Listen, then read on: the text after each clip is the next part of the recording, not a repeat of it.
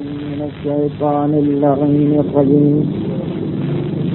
بسم الله الرحمن الرحيم. لا حول ولا قوة إلا بالله العظيم. حسبنا الله ونعم الوكيل. نعم المولى ونعم النصير. الحمد لله الذي هدانا لهذا وما كنا لنهتدي لولا أن هدانا الله. ولقد جاءت رسل ربنا بالحق. والصلاة والسلام على النبي الأمي سيدنا وسيد الثقلين إمامنا وإمام القبلتين مولانا ومولى الكونين جد الحسن والحسين وعطرته الطيبين الطاهرين الأئمة الهداة المهديين الراشدين المعصومين المظلومين لا سيما على بقية الله في الأرضين وحجته في العالمين. روحي وأرواح المؤمنين لتراب مقدمه الفداء وارث أشرف الأنبياء وسيد الأوصياء. عجل اللهم له الفرج وسهل اللهم له المخرج واجعل لنا من أوليائه وأنصاره ولعنة الدائمة ولا أعدائهم أجمعين. گزشتہ ہفتے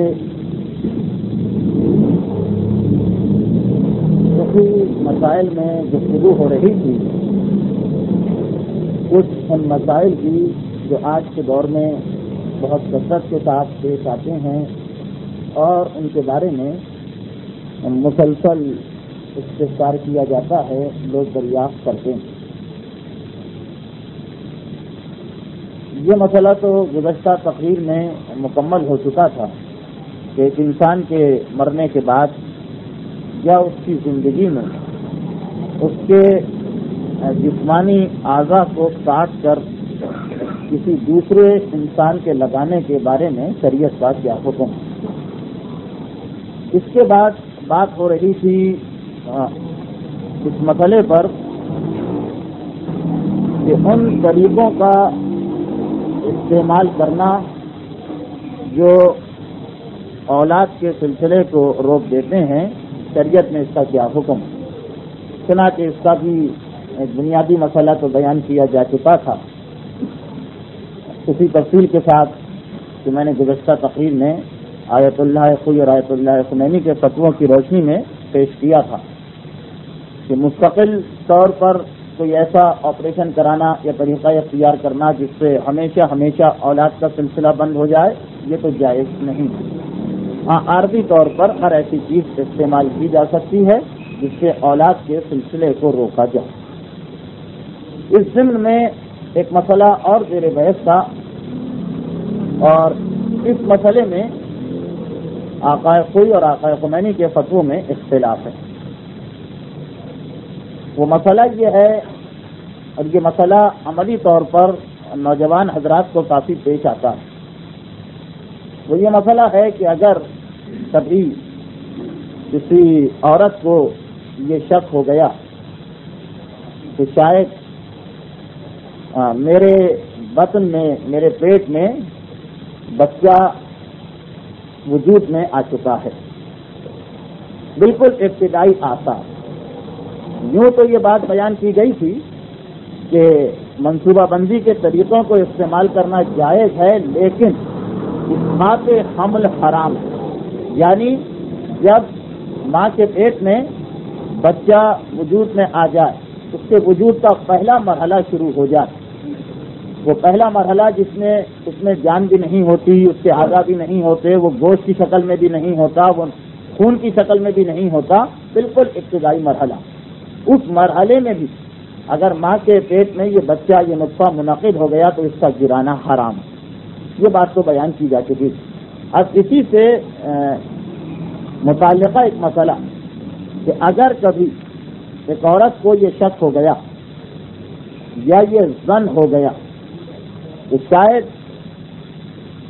شوہر کی قربت کے نتیجے میں میرے پیٹ میں بچہ منعقد ہو چکا ہے، نطفہ منعقد ہو چکا ہے، اور شاید اب یہ بچہ وجود میں آ جائے. اس قسم کا شک کچھ علامتوں کی بنا پر ہو جایا کرتا ہے. مثلا ایام ماہواری میں کسی قسم کا خلل پڑ جائے تو شک تو ہو جاتا ہے کہ شاید حقیقت میں یہ عورت حاملہ ہونے جا رہی.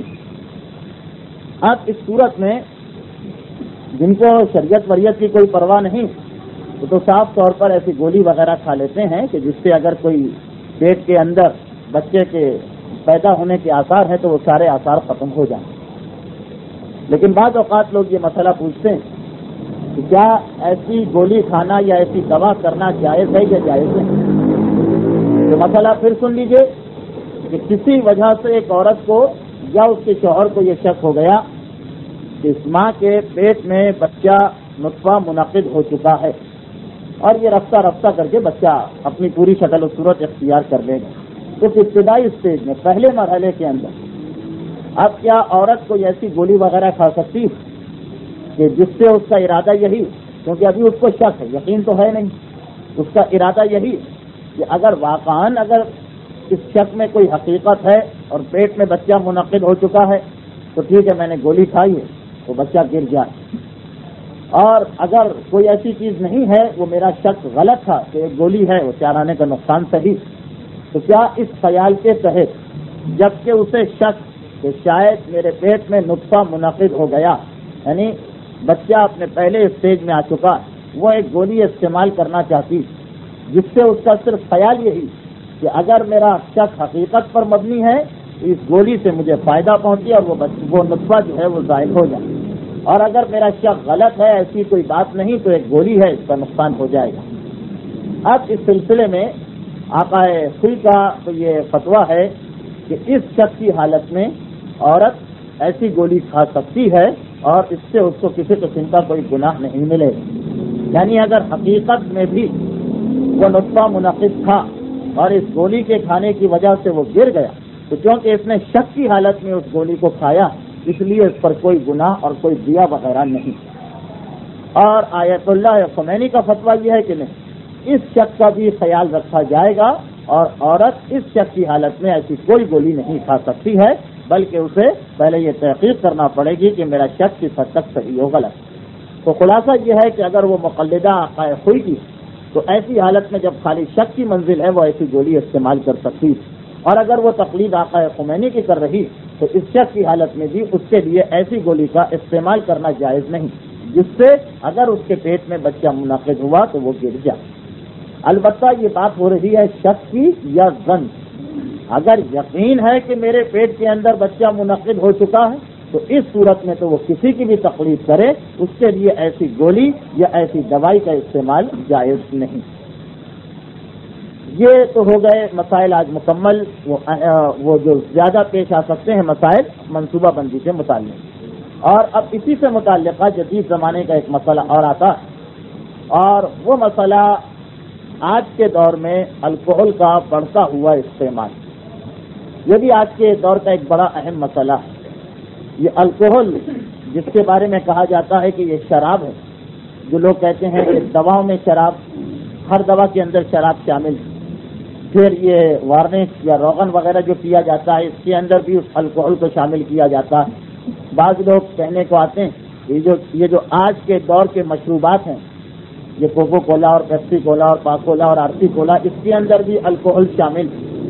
اور اسی طریقے سے بعض بہت محتاط لوگ جب کسی ڈاکٹر کے پاس علاج کے لیے جاتے ہیں اور ان کے انجیکشن لگایا جاتا ہے تو انجیکشن لگانے سے پہلے وہ جو اسپرٹ ملی جاتی ہے جسم کے اس حصے پر جہاں پر اس سوئی کو داخل کرنا، لوگ اس سے بھی احتیاط کرتے ہیں اور کہتے ہیں کہ نہیں، بغیر اس کے ہی ہمیں انجیکشن لگایا جائے. تو یہ ایک آج کا اہم مسئلہ ہے، پیش آنے والا مسئلہ. اب یہ دوسری بات ہے کہ ہم اپنی زندگی میں عام طور پر ان چیزوں کی کوئی احتیاط نہیں کرتے، لیکن کم از کم فقہ کا مسئلہ تو بیان کر دیا جائے. اور اسی مسئلے کی ایک شاخ وہ مسئلہ کہ جہاں پہ لوگ احتیاط نہیں کر سکتے ہیں لیکن یقین بھی نہیں کرتے ہیں، وہ یہ کہ جو آج کل مختلف قسم کے عطر یا سینٹ وغیرہ آ رہے ہیں، اس کے اندر ان میں سے ہر ایک کے اندر اسپرٹ کسی نہ کسی حیثیت سے شامل ہوتی ہے۔ چنانچہ ایک عام تصور یا خیال، اب تو خیر کافی حد تک یہ کم ہو گیا ہے مسائل جاننے کی بنا پر، یہی تھا کہ یہ سینٹ کے اندر کیونکہ نجاست ہے، وہ الکوہل ہے، اسپرٹ ہے، اس لیے وہ نجس ہے، نجس ہونے کی بنا پر اسے لگا کر نماز وغیرہ اگر پڑھی جائے تو یہ جائز نہیں۔ تو یہ مسئلہ ایک ہی ہے الکوہل کا، جس کے یہ مختلف استعمالات ہیں، جس میں سے ہر ایک میں مسئلہ پیش آتا ہے۔ تو آج کے علماء کا جو فتویٰ ہے، یعنی آقا خوئی اور خمینی کا، وہ آپ کے سامنے پیش کر دیا جائے۔ یہ الکوہل جو دواؤں میں ڈالا جاتا ہے یا مختلف قسم کی مشروبات میں ڈالا جاتا ہے یا یہ وارنش وغیرہ میں اس کو ڈالا جاتا ہے یا جوتے کی پالش میں اسے استعمال کیا جاتا ہے یا اسے مختلف قسم کے عطر اور سینٹ وغیرہ میں استعمال کیا جاتا ہے، اس الکوہل کے بارے میں علماء کا فتویٰ ہے کہ یہ پاک بھی ہے اور حلال بھی، لیکن اس مسئلے کو واضح کرنے کے لیے فقہ کا ایک مسئلہ اور بیان کرنا پڑے گا۔ نشہ لانے والی چیز، جو انسان کو نشہ پیدا کرتی ہے چیز، اس کا استعمال تو حرام ہے پینے کی حد تک۔ ہر وہ چیز جو انسان کو نشے کی حالت میں لے جائے، اس کا پینا حرام ہے۔ یہ دو الگ الگ مسئلے ہیں جن کو آپس میں ملا دیا جاتا ہے، جس کی وجہ سے مسئلے کے سمجھنے میں بڑی پریشانی ہو جاتی ہے۔ یہ جو مثلا شراب کو لے لیجیے یا الکوہل کو یا اسپرٹ کو یا کسی چیز کو بھی لے لیجیے، پاک اور نجس ہونا یہ ایک الگ مسئلہ ہے، اور حلال و حرام ہونا وہ ایک الگ مسئلہ ہے۔ حلال و حرام کا تعلق ہے پینے سے، تو پینا آپ کے لیے جائز ہے یا جائز نہیں، اور پاک و نجس کا تعلق دوسری چیز سے، کہ اگر وہ جسم یا کپڑوں پر لگ گیا تو اسے پانی ڈال کر پاک کرنا پڑے گا یا نہیں پاک کرنا پڑے گا۔ یہ ضروری نہیں جو شراب بھی حرام ہو شریعت میں وہ نجس بھی، نشے والی جو چیز حرام ہو وہ نجس بھی نہیں۔ یہ ممکن ہے کہ ایک چیز حرام ہو اس کا استعمال، لیکن شریعت کے اعتبار سے وہ پاک۔ تو اب اس کا مسئلہ یہ کہ ہر نشے والی چیز کا استعمال حرام ہے، چاہے اس کی اتنی کم مقدار استعمال کی جائے جس سے عام طور پر کسی کو نشہ نہیں آتا، تب وہ کم مقدار بھی حرام ہوگی اگر وہ چیز نشے والی۔ چنانچہ اس کے اندر شراب سے لے کر وہ تمام نشے آ جاتے ہیں جو آج کل استعمال کیے جا رہے ہیں، چاہے وہ چرس کی صورت میں ہو، وہ بھنگ کی صورت میں ہو، وہ افیم کی صورت میں ہو، وہ ہیروئن کی صورت میں ہو، وہ LSD کی صورت میں ہو، وہ راکٹ کی صورت میں ہو، یا وہ شراب کی صورت میں ہو یا بیئر کی صورت میں ہو۔ نشے والی ہر چیز شریعت میں حرام ہے اس کا پینا۔ البتہ وہ نشے والی چیز جو سیال ہے، مایا بہتی ہے، بنیادی طور پر بہنے والی چیز، وہ حرام بھی ہے اور نجس بھی ہے۔ اس کو اگر انسان نے پیا تب بھی گناہ، اور جسم اور ہاتھ اور کپڑے پر لگ گئی تب بھی پاک کرنا ضروری ہو جائے۔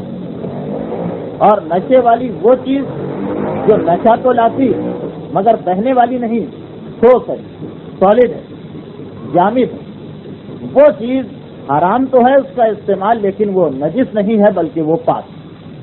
چنانچہ شراب حرام بھی ہے اور نجس بھی ہے، لیکن اس کے مقابلے میں چرس و بھنگ وغیرہ یہ حرام تو ہیں لیکن ہیں پاک۔ اگر یہ انسان کے جسم سے یا کپڑوں سے گیلی حالت میں لگ جائے تب بھی انسان کا جسم اور کپڑے پاک رہتے ہیں۔ تو پہلے تو ایک یہ مسئلہ ذہن میں رکھیے، یہ مسئلہ اگلے مسائل میں شاید کچھ مقامات پر آپ کے کام آئے کہ نشے والی ہر چیز کا استعمال حرام ہے پینے کی حد تک۔ البتہ جسم اور کپڑوں سے لگ جائے اسے نجس کرے گی یا نہیں کرے گی، اس کا تعلق اس نشے والی چیز کی حالت پر ہے۔ اگر وہ مایا چیز، سیال چیز ہے، بہنے والی چیز ہے تو وہ نجس بھی کر دیا کرتی، اور اگر بہنے والی چیز نہیں، ٹھوس چیز ہے، جامد چیز ہے، تو وہ حرام تو ہے استعمال لیکن وہ نجس نہیں کیا کرتی۔ اب آئیے اسپرٹ کے مسئلے پر۔ اس میں وہی دو مسئلے ہوتے ہیں۔ پہلا مسئلہ یہ کہ یہ پاک ہے یا نجس، اور دوسرا مسئلہ یہ کہ اس کا استعمال حلال ہے یا حرام پینے کی حد تک۔ تو جہاں تک اس کی نجاست و طہارت کا تعلق ہے، موجودہ جتنے مرجع ہیں سارے کے سارے اس چیز پر متفق کہ یہ الکوہل جو دواؤں میں ڈالی جائے یا ضروریات زندگی پر جو روغن کیا جاتا ہے، وارنش کی جاتی ہے، اس وارنش میں ڈالی جائے یا بوٹ پالش میں ڈالی جائے یا انجیکشن لگانے سے پہلے اور بعد میں جسم پر لگائی جائے، یہ الکوہل پاک ہے، اور اس کے جسم اور کپڑے سے لگنے کے بعد انسان ایسا ہی پاک رہتا ہے جیسا پاک پہلے تھا۔ اس کی نجاست اور طہارت کا تو کوئی مسئلہ نہیں ہے، بالکل پاک۔ چنانچہ اس میں سے کچھ باتیں آپ کے لیے بڑی عجیب ہوں گی، اس لیے کہ کبھی آپ نے غور نہیں کیا ہوگا، لیکن اس مجمع میں ایسے لوگ بھی وہ چاہے بہت کم کہ جو بڑی احتیاط کیا کرتے ہیں، چنانچہ مسئلہ سب کے لیے ہوتا ہے۔ چنانچہ بہت احتیاط کرنے والے لوگ ایسے ہیں جو اس قسم کی کرسی یا میز پر یا دروازے پر یا کھڑکی پر ہاتھ بھی نہیں لگاتے جس کے اوپر وارنش کی گئی، اس لیے کہ اس میں الکوہل شامل ہے، الکوہل اگر ٹکرا گئی تو انسان نجس ہو سکتا ہے۔ اور اسی طرح جیسے میں نے بتایا کہ وہ اسپرٹ لگانے سے انکار کر دیتے ہیں جب ڈاکٹر ان کے یہاں انجیکشن لگانا چاہتا ہے۔ تو جہاں تک نجاست کا تعلق ہے تو یہ تو بات یقینی ہے کہ یہ بالکل پاک ہے۔ چنانچہ ہر قسم کا سینٹ، اس میں کسی قسم کا بھی الکوہل شامل، وہ انسان کے لیے بالکل پاک ہے، اور جب پاک ہے تو اسے لگا کر نماز بھی پڑھی جا سکتی ہے اور اس نماز میں کسی قسم کا خلل نہیں ہوگا۔ اب آئیے پینے کی بات۔ پاک کی بات تو ہو کہ یہ پاک ہے، چنانچہ جہاں جہاں یہ الکوہل استعمال کیا جائے اس کو آپ اس چیز کو ہمیشہ آپ پاک سمجھیں، اور اس کے بعد اسے دوبارہ پاک کرنے کی ضرورت نہیں۔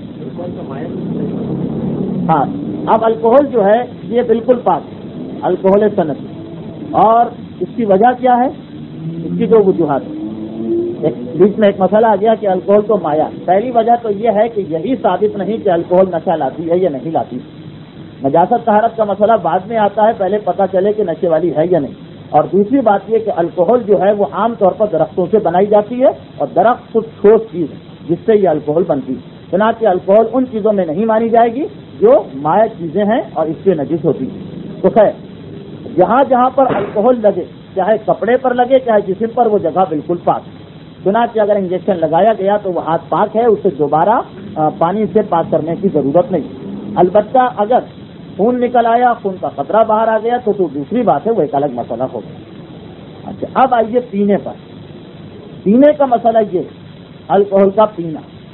اگر الکوہل کسی چیز میں ڈال دی گئی، الکوہل جو ہے وہ کسی چیز میں ڈال دی گئی اور اس طرح سے ڈالی گئی، اس طرح سے ملائی گئی کہ اس میں مل کر گھل کر بالکل ختم ہو چکی، اب اس کا الگ سے کوئی وجود نہیں رہا، بالکل اس میں مل گئی ہے، اس چیز میں اس کا جز بن گئی ہے اور اس کا خاتمہ ہو گیا اس الکوہل کا، اس صورت میں بھی اس چیز کا پینا بالکل جائز ہے۔ نجاست اور طہارت کا مسئلہ ختم ہو گیا، اسے تو آپ نظر انداز کر دیجئے یہ سوچ کر کہ جہاں جہاں الکوہل یا اسپرٹ استعمال ہوگی وہ چیز ہمیشہ پاک رہے گی۔ اب آئیے خود پینے کی بات، اس کا پینا جائز ہے یا جائز نہیں؟ تو پینے کے دو طریقے ہوتے ہیں، ایک تو یہ کہ آپ خالص اسپرٹ کو یا خالص الکوہل کو پئیں، اور ایک یہ کہ اس کو کسی چیز میں شامل کیا جائے اور پھر پیا جائے۔ شامل کرنے کا مسئلہ جیسے دواؤں میں اس کو شامل کیا جاتا ہے اور پھر دوا پی جاتی ہے، یا اگر اس بات کو مان لیا جائے کہ یہ مختلف ڈرنکس اور مشروبات جو آج کل استعمال ہو رہے ہیں اس میں الکوہل، تو اس میں بھی الکوہل خالص آپ نہیں پیتے بلکہ اس مشروب میں شامل کیا گیا، پھر اس طرح سے ملایا گیا کہ الکوہل اس کا جز بن گیا، اسی کا حصہ بن گیا، الگ سے نظر نہیں آتا۔ تو جہاں پہ الکوہل کسی چیز میں اس طرح سے ملایا جائے کہ اس میں مل کر وہ اسی کا حصہ بن جائے، مستحلق ہو جائے، ختم ہو جائے، نظر ہی نہ آئے بلکہ وہی اسی چیز کا حصہ بن جائے، اس صورت میں بھی اس چیز کا پینا بالکل جائز ہے جس میں الکوہل شامل، چاہے ضرورت ہو یا ضرورت نہ ہو۔ جیسے دواؤں میں اب اتنی الکوہل بھی شامل ہو، لکھا ہوتا ہے دوا کے پیچھے جہاں اس کی کمپوزیشن بھی ہوتی ہے کہ اس میں اتنے % الکوہل ہے، تو کیونکہ الکوہل دوا میں ملا کر بالکل مستحلق کر دی گئی، ختم کر دی گئی، دوا کا جز بن گئی، اس لیے اس دوا کا استعمال بالکل جائز ہے، چاہے وہ دوا ضرورت کی ہو یا ضرورت کی نہ ہو، یا عام مشروبات میں جہاں الکوہل کو ملا دیا جائے۔ اب یہ مشروبات ضروری نہیں ہے کہ انسان یہ پیپسی کولا یا پاکولا پی، لیکن پھر بھی اگر اس میں الکوہل تھی بھی اور اس میں ملا کر وہ ختم کر دی گئی تو اب اس کا استعمال بھی بالکل جائز ہے، اس میں کسی قسم کی احتیاط وغیرہ بھی نہیں۔ یہ دوسرا مسئلہ. اب تیسرا مسئلہ آتا ہے کہ ہاں اگر الکوہل خالص حالت میں الگ سے رکھی ہو، دواؤں میں نہ ملائی جائے، یہ مشروبات میں نہ ملائی جائے، بلکہ الکوہل یا اسپرٹ الگ سے رکھی گئی، اس صورت میں آقا کوئی یہ لکھتے ہیں کہ اس صورت میں اس کا پینا اشکال ہے. فتویٰ نہیں دیا، اشکال ہے کہ خالص الکوہل کو، خالص اسپرٹ کو پینے میں اشکال ہے. یعنی اس مسئلے کے اندر آپ احتیاط کریں گے. البتہ اگر کوئی اور مجتہد اجازت دے دے تو آپ آقا کوئی کی تقلید کرتے ہوئے بھی اس کی جانب رجوع کر سکتے ہیں. اور آقا خمینی کہتے ہیں کہ خالص اسپرٹ بھی، خالص الکوہل بھی، اگر یہ معلوم ہو جائے کہ یہ نشہ لانے والی ہے اور شروع سے مائع حالت میں ہے، تب تو اس کا استعمال حرام ہے، ورنہ اس کا استعمال بھی حرام نہیں. خالص حالت میں بھی اس کو پیا جا سکتا ہے. البتہ جس سے معلوم ہو گیا کہ یہ نشہ لاتی ہے، پہلی شرط، اور دوسری شرط یہ، بلکہ خالی نشہ لاتی ہے یہ شرط بھی کافی، جس کو یقین ہو جائے کہ یہ خالص اسپرٹ جو ہے یہ نشہ لے کے آئے گی، خالص الکوہل، اس کے لیے تو اس کا استعمال حرام ہے. جسے پتہ نہ ہو اس کے لیے اس کا استعمال جائز. اور آیت اللہ یقین نے خالی اشکال کہہ کے اس بات کو ختم کر دیا. لیکن دواؤں کا اور باقی چیزوں کا مسئلہ وہ تو بالکل صاف اور بالکل حل شدہ ہے. یہ دو مسئلے ہوئے پھر جو آج ہم نے بیان کیے، ایک یہ فیملی پلاننگ کا مسئلہ اور ایک الکوہل کا مختلف جگہوں پہ استعمال. اور ارادہ یہ تھا کہ آج تیسرا ایک مسئلہ انشورنس کا بھی بڑا اہم مسئلہ ہے آج کے دور کا بیان کیا جائے، لیکن کیونکہ مسائل کا وقت پورا ہو گیا اور گفتگو کا جس موضوع پر ہے وہ بہت طویل ہے، اس لیے آج اسی پر گفتگو ختم. انشاءاللہ آئندہ ہفتے مزید مسائل جدید زمانے کے آپ کے سامنے پیش کیے جائیں گے. محمد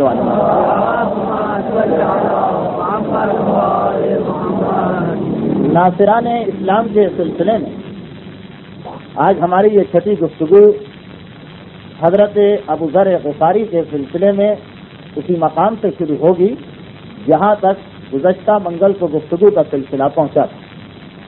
حضرت ابو ذر غفاری کا تذکرہ ہو رہا تھا کہ تمام شیعہ علماء کا تو اس پر اجماع ہے کہ معصومین کے علاوہ، انبیاء و مرسلین اور ائمہ طاہرین کے علاوہ جناب سلمان فارسی کے بعد سب سے افضل ہستی جناب ابو ذر غفاری کی ہے، جنہیں کبھی یہ کہہ کر مخاطب کیا گیا کہ ابو ذر صدیق و حاضر الامہ، ابو ذر غفاری اس امت کے صدیق ہیں. کبھی یہ کہا گیا کہ ما اذلت الخضرہ ولا اقلت الغبرہ، کہ نہ سورج آج تک چمکا نہ زمین نے آج تک بوجھ اٹھایا کسی شخص کا اصدق من ابی ذر، جو ابو ذر غفاری سے زیادہ سچا ہو. کبھی یہ کہا گیا کہ جو یہ چاہتا کہ عیسیٰ ابن مریم کو ان کے پورے زہد و تقویٰ کے ساتھ دیکھے وہ ابو ذر غفاری کے چہرے پر نگاہ ڈالے. کبھی یہ کہا گیا کہ مجھے حکم دیا گیا ہے 4 اصحاب کی محبت کا، جن میں سے ایک ابو ذر غفاری ہے.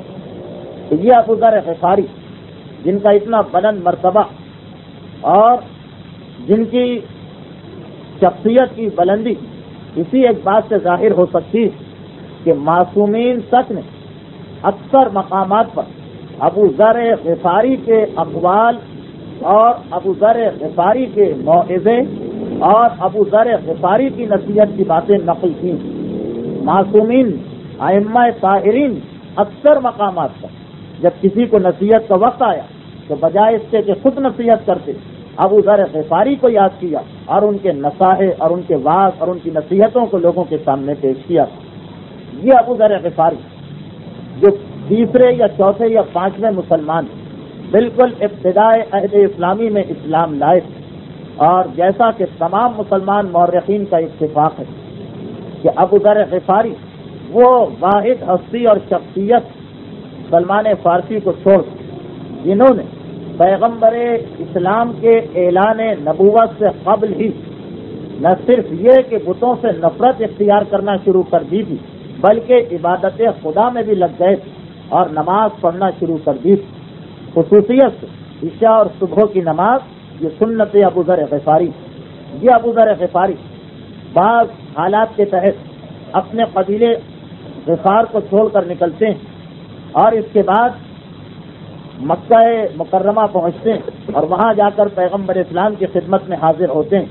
پیغمبر اسلام کی خدمت میں حاضر ہونے کے بعد، اسلام قبول کرنے کے بعد مسجد الحرام میں آ کر اپنے اسلام کا اعلان کرتے ہیں۔ 2 دن متواتر اعلان کیا اور 2 دن تمام قریشیوں کے حملوں کا سامنا کیا، اور دونوں دن پیغمبر کے چچا جناب عباس ابن عبد المطلب نے آ کر ابو ذر غفاری کو بچایا، یہاں تک کہ پیغمبر اسلام نے خود ابو ذر غفاری کو بلا کر کہا کہ تمہارے ماموں کا انتقال ہو گیا، اس کی ساری میراث کے حقدار تم جاؤ اور جا کر اپنے قبیلے کے اندر بیٹھ جاؤ اور اس وقت مجھ سے آ کر ملنا جب میں کھجوروں والے شہر کی جانب ہجرت کر کے جاؤں۔ ابو ذر غفاری پیغمبر اسلام کے فرمان کے تحت اپنے قبیلے واپس آئے۔ یہیں تک ہماری گزشتہ تقریب پہنچی۔ ابو ذر غفاری مکہ مکرمہ کو چھوڑ کر قبیلہ بنی غفار کی جائے رہائش کی جانب جا رہے ہیں۔ قبیلہ بنی غفار، جیسا کہ میں نے گزشتہ تقریب میں بیان کیا، ایک ایسا قبیلہ تھا جس کا عام طور پر پیشہ لوٹ مار اور تجارتی قافلوں پر ڈاکہ زنی تھا۔ ساتھ ساتھ یہ لوگ مویشی بھی پالتے تھے، لیکن ان کا بڑا ذریعہ معاش یہی تجارتی قافلوں کی لوٹ مار تھا، اور ان کا قبیلہ ایک ایسے مقام پر واقع تھا جس سے ایک راستہ مدینے کی جانب جاتا تھا، ایک راستہ مکے کی جانب جاتا تھا اور ایک راستہ شام کی جانب جاتا تھا۔ چنانچہ شام سے مکے آنے والے قافلے بھی اور مدینے سے مکے آنے والے قافلے بھی سب کے سب ان کے قبیلے کے قریب سے ضرور گزرا کرتے تھے۔ ابو ذر غفاری کے قبیلے کا محل وقوع ذہن میں رہے، اس لیے کہ ابو ذر غفاری نے بعد میں جو ایک بہت بڑی کامیابی حاصل کی، اس کا سبب یہی تھا کہ ان کا قبیلہ ایک ایسے انتہائی اہم مقام پہ رہتا تھا۔ ابو ذر غفاری واپس آ رہے ہیں، قبیلے کے اندر داخل ہوئے۔ اب ابو ذر غفاری کے ذہن میں یہ خیال کہ میں تو مسلمان ہو گیا ہوں، لیکن کسی طریقے سے اپنے قبیلے کے اندر بھی اس پیغام کو عام کرنا چاہیے، کسی طریقے سے اپنے ساتھیوں کو بھی مسلمان بنانا چاہیے۔ غور و فکر کے اندر ویسے تو یوں ابو ذر غفاری کی پوری زندگی غور و فکر میں گزری، چنانچہ میں نے گزشتہ تقریر میں جو حدیث پیش کی تھی معصوم کہ ابو ذر غفاری کی سب سے بڑی عبادت تفکر تھا کہ وہ ہر وقت خدا کے بارے میں اور کائنات کی خلقت کے بارے میں سوچا کرتے تھے، لیکن اب جو اپنے قبیلے میں آ رہے ہیں تو ذہن میں یہ خیال ہے کہ کسی طریقے سے اپنے قبیلے والوں کو بھی دعوت اسلام دینا چاہیے، اور جو حقیقت مجھے معلوم ہوئی یہ حقیقت ایک ایک تک پہنچانا چاہیے۔ قبیلے میں داخل، ان کا قبیلہ کیونکہ ایک ایسا قبیلہ تھا جس کا کام ڈاکہ زنی تھا، اور اسی لیے یہ قبیلہ کسی ایک جگہ کر نہیں رہ سکتا، رہتا ایک ہی علاقے میں تھا لیکن مکان وغیرہ بنا کر نہیں رہ سکتے، ورنہ عربوں کے لیے اس قبیلے کا خاتمہ کرنا بڑا آسان ہوتا، سارے کے سارے قافلے والے مل کر اگر کبھی حملہ کرتے تو خاتمہ ہو جاتا۔ چنانچہ ان کا قبیلہ خانہ بدوش تھا، یعنی وہ خیمے لگا کر بیٹھا کرتے، آج یہاں کل وہاں پرسوں وہاں، ایک ہی علاقے میں رہتے لیکن کوئی ایک مستقل مقام نہیں تھا۔ ابو ذر غفاری اپنے قبیلے میں داخل، سب سے پہلے ملاقات اپنے سگے بھائی انیس سے ہوئی۔ انیس کو معلوم تھا کہ میرا بھائی کہاں گیا ہوا، بلکہ اگر گزشتہ منگل کی تصویر یاد تو انیس ہی وہ شخص تھے جو ابو ذر سے پہلے گئے تھے مکہ اور پیغمبر اسلام سے ملاقات کر کے اور اعلان رسالت کو سن کے واپس آئے۔ انیس سے ملاقات ہوئی، انیس بڑے پریشان تھے کہ ایک طویل عرصہ گزر گیا، میرے بھائی کو گئے ہوئے اب تک پلٹ کے واپس نہیں آیا۔ اپنے بھائی ابو ذر کو آتے دیکھا، خوشی سے کھیلو، بھائی بھائی میں بات چیت ہوئی، اور ابو ذر غفاری نے اپنے بھائی انیس کو قائل کر دیا کہ یہ بت جھوٹے خدا ہیں جن کے پاس کوئی طاقت و اختیار نہیں، حقیقی اور اصلی خدا کوئی اور نہیں۔ اب ابو ذر کے جگہ جگہ مناظرے، حکیمانہ گفتگو، لیکن اگر میں اس کو بیان کرنے لگوں تو بات بہت لمبی ہو جائے گی اور کم از کم 5 یا 6 تقاریر اتنی طویل چاہیے ہوں گی۔ چنانچہ بہت مختصر کرتے کہ انیس نے اپنے بھائی کی بات سنی اور پہلے شخص تھے جنہوں نے ابو ذر غفاری کے ہاتھ سے اسلام قبول کیا۔ اب دونوں بھائیوں میں مشورہ ہوا کہ چل کے ماں تک یہ پیغام پہنچانا چاہیے۔ چنانچہ دونوں خیمے سے نکل کر خیمے کے صحن میں آئے۔ ابو ذر غفاری کی ماں بیٹھی ہوئی اور آسمان کی جانب دیکھتے ہوئے بڑبڑا رہی، میرا بڑھاپا آ گیا، آخری وقت قریب آ پہنچا، میری طاقتیں جواب دی جا رہی، میری عقل زائل ہوتی چلی جا رہی، اور میرا بیٹا ابو ذر ایسا گیا ہے کہ اب تک پلٹ کے نہیں آیا، پتہ نہیں میں مرنے سے پہلے اس کو دیکھ بھی سکوں گی یا نہیں۔ ابو ذر غفاری نے اپنی ماں کی جملوں کو سنا، بے اختیار آگے بڑھے، ماں کے قریب پہنچے، ماں کو سلام کیا، ہاتھوں کو بوسہ دیا، اور اس کے بعد بتایا کہ میں آ گیا ہوں مکے. ماں نے گھبرا کے پوچھا اتنی دیر کیوں لگی, اتنی تاخیر کیوں؟ تو ابو ذر غفاری نے جواب دیا کہ مکے میں ایک ایسا شخص آیا جو ایک ایسا پیغام لے کے آیا جو اس پیغام کو قبول کرنے کا کیے بغیر واپس آنے کا میرا دل نہ چاہا. میں اس وقت تک وہاں ٹھہرا جب تک کہ اس سے ملاقات نہیں. وہ ایسا شخص تھا کہ تمام دنیا کی شرافت اس پر نثار. وہ جو بولتا ہے وہ ہمیشہ سچ ہوتی, جو کرتا ہے وہ ہمیشہ حق ہوتا ہے. مروت اور وفاداری اس میں کود کود کر بھری ہوئی. وہ غریبوں کا ہمدرد ہے اور ہر بے کس کا سہارا. ابو ذر غفاری پیغمبر کا تعارف کرا رہے ہیں. ماں نے سنا, سننے کے بعد پوچھا, گھبرا کے پوچھا کہ کیا تو نے اس کے پیغام کو قبول کر لیا؟ ابو ذر نے کہا کہ ہاں, میں نے اس کے پیغام کو قبول کر لیا, اس لیے کہ یدعو الی اللہ, وہ ہمیں خدا کی جانب بلاتا. وہ خدا جس نے اس کائنات کو پیدا کیا. اور نہ صرف یہ کہ میں نے اسلام قبول کیا بلکہ میرے بھائی انیس نے بھی اسلام قبول کر لیا. بس اتنا سننا. ابو ذر کی ماں نے کہا کہ بس پھر دیر کس بات کی, میں بھی گواہی دیتی ہوں کہ خدا کے سوا کوئی اور معبود نہیں, اور حقیقت میں وہ شخص جس سے تم ملاقات کر کے آ رہے وہ اس کا سچا رسول اور الہی نمائندہ. ابو ذر غفاری کو آتے ہی پہلے ہی دن 2 کامیابیاں نصیب ہو گئیں. اب ابو ذر غفاری کی یہ فکر کہ اپنے قبیلے کے اندر اسلام کے پیغام کو عام کیا جائے. یہ گفتگو بھی بڑی اہم, لیکن کیونکہ ایک ہی جیسے واقعات ہیں کہ جس طرح ہر ایک نے اسلام قبول کیا, اس لیے بہت اسے مختصر کرتے ہوئے کہ ابو ذر غفاری دوپہر کے وقت داخل ہوئے اپنے خیمے. شام تک اپنی ماں اور بہن کو مسلمان کیا اور اس کے بعد اپنے خیمے کے اندر جا کر لیٹ گئے, باہر نہیں نکلے. ابو ذر غفاری خیمے میں لیٹے اور چاروں طرف جو خیمے لگے ہوئے ہیں, شام رات کا وقت آ چکا, جگہ جگہ آگ جلائے ہوئے نوجوان اور بوڑھے بیٹھے, مختلف موضوعات پر بات چیت ہو رہی. جوانوں کا موضوع ابو ذر غفاری, اس لیے کہ ابو ذر غفاری اپنے قبیلے کے سب سے شجاع اور سب سے دلیر شخص تھے اور نوجوانوں کے ہیرو تھے. پورے قبیلے کے نوجوان ابو ذر غفاری کو مانتے کہ ان کی شجاعت کا اور بہادری کا جواب نہیں. تو اب ان کا موضوع گفتگو یہی تھا کہ ہمارا ساتھی ابو ذر ایک طویل عرصہ ہوا گئے, اب تک پلٹ کے واپس نہیں آیا, پتہ نہیں اس پر کیا گزری, اب تک ہمیں اس کے بارے میں کچھ پتہ نہیں چلا.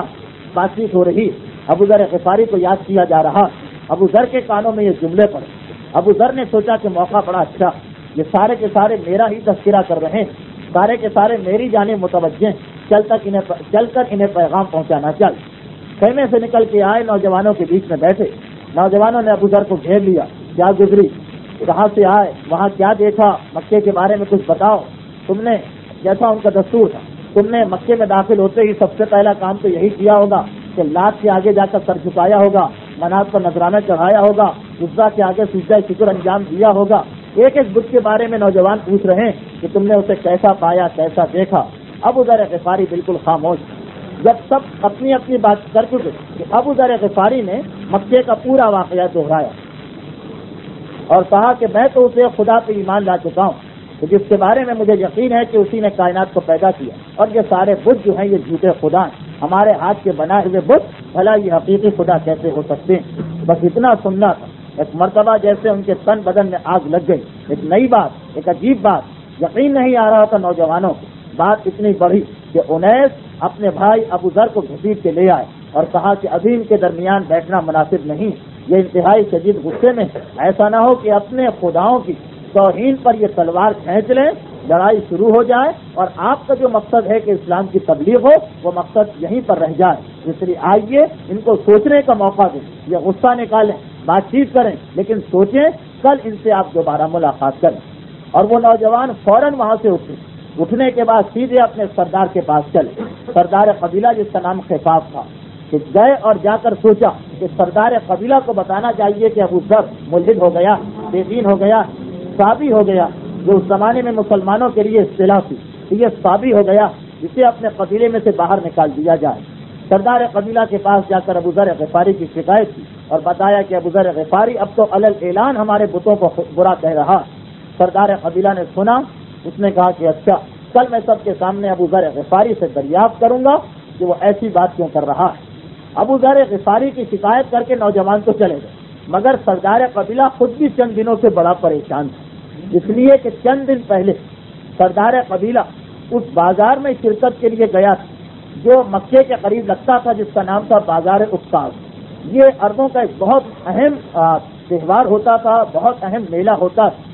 پورا بازار سجتا تھا اور ہر قبیلے کی نمائندگی ہوتی تھی.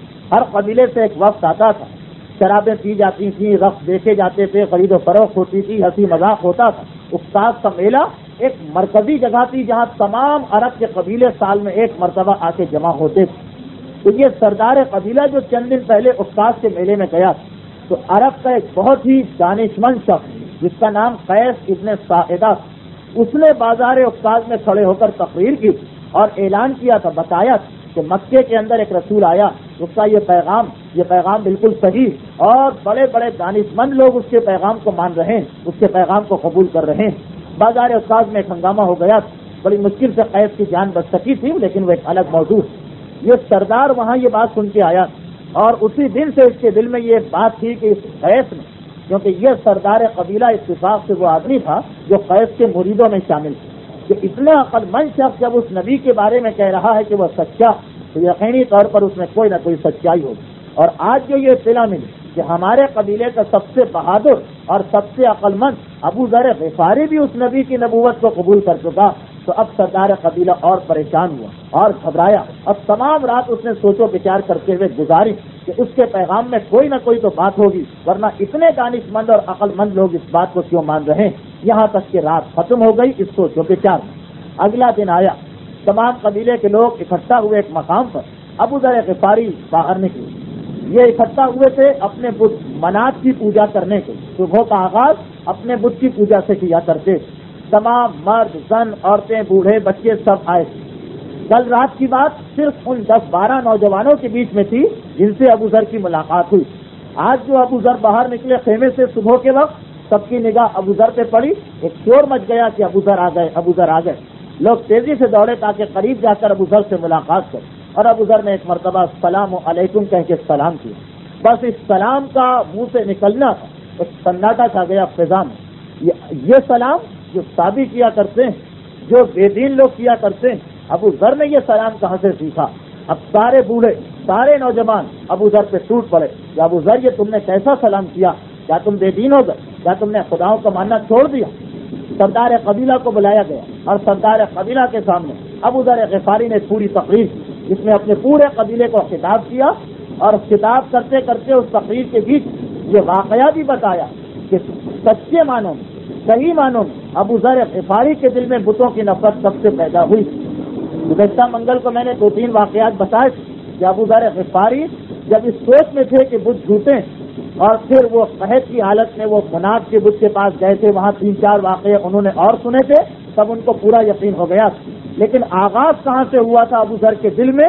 حقیقی خدا کی خدائی کا اور بتوں کے جھوٹے خدا ہونے۔ تو ابو ذر غفاری کی بڑی لمبی تقریر اور اسے بیان کیا جا سکتا تھا، لیکن بہت وقت گزر جائے گا۔ بس اس کا ایک واقعہ کہ ابو ذر غفاری صحیح معنوں میں سب سے یہ سوچ رہے تھے کہ یہ بت جھوٹے ہیں۔ ابو ذر غفاری کہہ رہے ہیں کہ ایک مرتبہ میری ایک حاجت اپنے سردار اور قبیلے کو مخاطب کر دی کہ تم کسے خدا مانتے ہو؟ تم منات کے سامنے سجدہ کرتے ہو؟ میں تمہیں بتاتا ہوں کہ منات کون ہے۔ ایک مرتبہ میری ایک حاجت تھی اور ایک منت میں نے مانی تھی، اور اس منت کو پورا کرنے کے لیے میں منات دیوتا کے پاس گیا، منات کے بت کے سامنے پہنچا اور دودھ سے بھرا ہوا پیالہ اس کے سامنے رکھا۔ میں نے دیکھا کہ ادھر وہ دودھ سے بھرا ہوا پیالہ میں رکھ کر پیچھے ہٹا، اتنے میں ایک لومڑی صحرا سے نکل کے آئی، اس دودھ کو اس نے پی لیا، اور پینے کے بعد منات کے بت پر پیشاب کیا اور پیشاب کر کے چلی گئی۔ جس وقت میں نے یہ منظر دیکھا، ابو ذر نے اپنے 2 شعر سنا کہ میں نے فوراً یہ شعر کہا کہ یہ کیسا خدا کہ جس کا چڑھاوا، جس کا نذرانہ، جس کی چیز ایک معمولی لومڑی چرا کر لے جائے اور وہ کچھ نہ کر سکے، اور یہ کیسا خدا کہ جس پر جنگلی جانور آ کے پیشاب کریں اور وہ اس قابل بھی نہ ہو کہ انہیں اپنے سے دور کر سکے۔ جب سے میں نے منات دیوتا کی حالت دیکھی، میرے دل میں یقین ہو گیا کہ یہ سب جھوٹے ہیں، سب غلط ہیں۔ جو اتنا بے کس و لاچار ہو سکتا ہے وہ کائنات کو پیدا نہیں کر سکتا۔ اور اس کے بعد جفاف کے سامنے اور قبیلے کے سامنے ابو ذر نے پوری تقریر، اور جب تقریر ختم ہوئی قبیلے کے لوگ جگلے بیٹھے کہ ابھی سردار حکم دے اور ابھی ہم ابو ذر کی گردن کو اڑا دیں، لیکن رات بھر کی سوچ و بچار اور اس وقت کی تقریر سردار نے اعلان کیا کہ ابو ذر غفاری کے ساتھ ساتھ میں بھی مسلمان ہونے کا اعلان کرتا ہوں۔ بس سردار قبیلہ کا اعلان اس طرح ہوا، اس نے بھی سوچا کہ لڑائی کرنے سے کیا فائدہ، اس نے ابرہہ کو یمن کا حاکم مقرر کر دیا اپنے مقام۔ ابرہہ یمن کے اندر زندگی گزار رہا ہے، رفتہ رفتہ اسے طاقت ملتی جا رہی ہے، یہاں تک آدھے عرب کا مالک بن گیا۔ لیکن وہ ایک عجیب بات دیکھا کرتا، خود عیسائی تھا، ایک عجیب بات دیکھا کرتا کہ میری مملکت میں جتنے بھی عرب قبیلے جب ذوالحجہ کا مہینہ آنے لگتا بنو غفار میں شروع، کیونکہ یہ پہلا قبیلہ بلکہ مدینے کی ہجرت تک یہ واحد قبیلہ تھا کہ جس کے اندر مسلمانوں کی کوئی مخالفت نہیں تھی، آدھے سے زیادہ لوگ مسلمان ہو چکے تھے اور باقی جو لوگ تھے وہ بھی اسلام کے انتظار میں بیٹھے۔ چنانچہ اس قبیلے میں نماز جماعت شروع ہوئی اور سردار قبیلہ جفاف نے نماز جماعت پڑھانا شروع کی اور اس قبیلے میں ایک چھوٹی سی مسجد بھی بنا دی گئی۔ اب یہ اسلام کی پہلی مسجد تو اس لیے نہیں کہی جا سکتی کہ اس وقت تک مسجد بنانے کا حکم اور اس کا طریقہ نہیں آیا، لیکن ان معنوں میں نے مسجد کہا کہ انہوں نے اپنی عبادت کے لیے خدا کے سامنے سر جھکانے کے لیے ایک الگ جگہ مقرر کر دی۔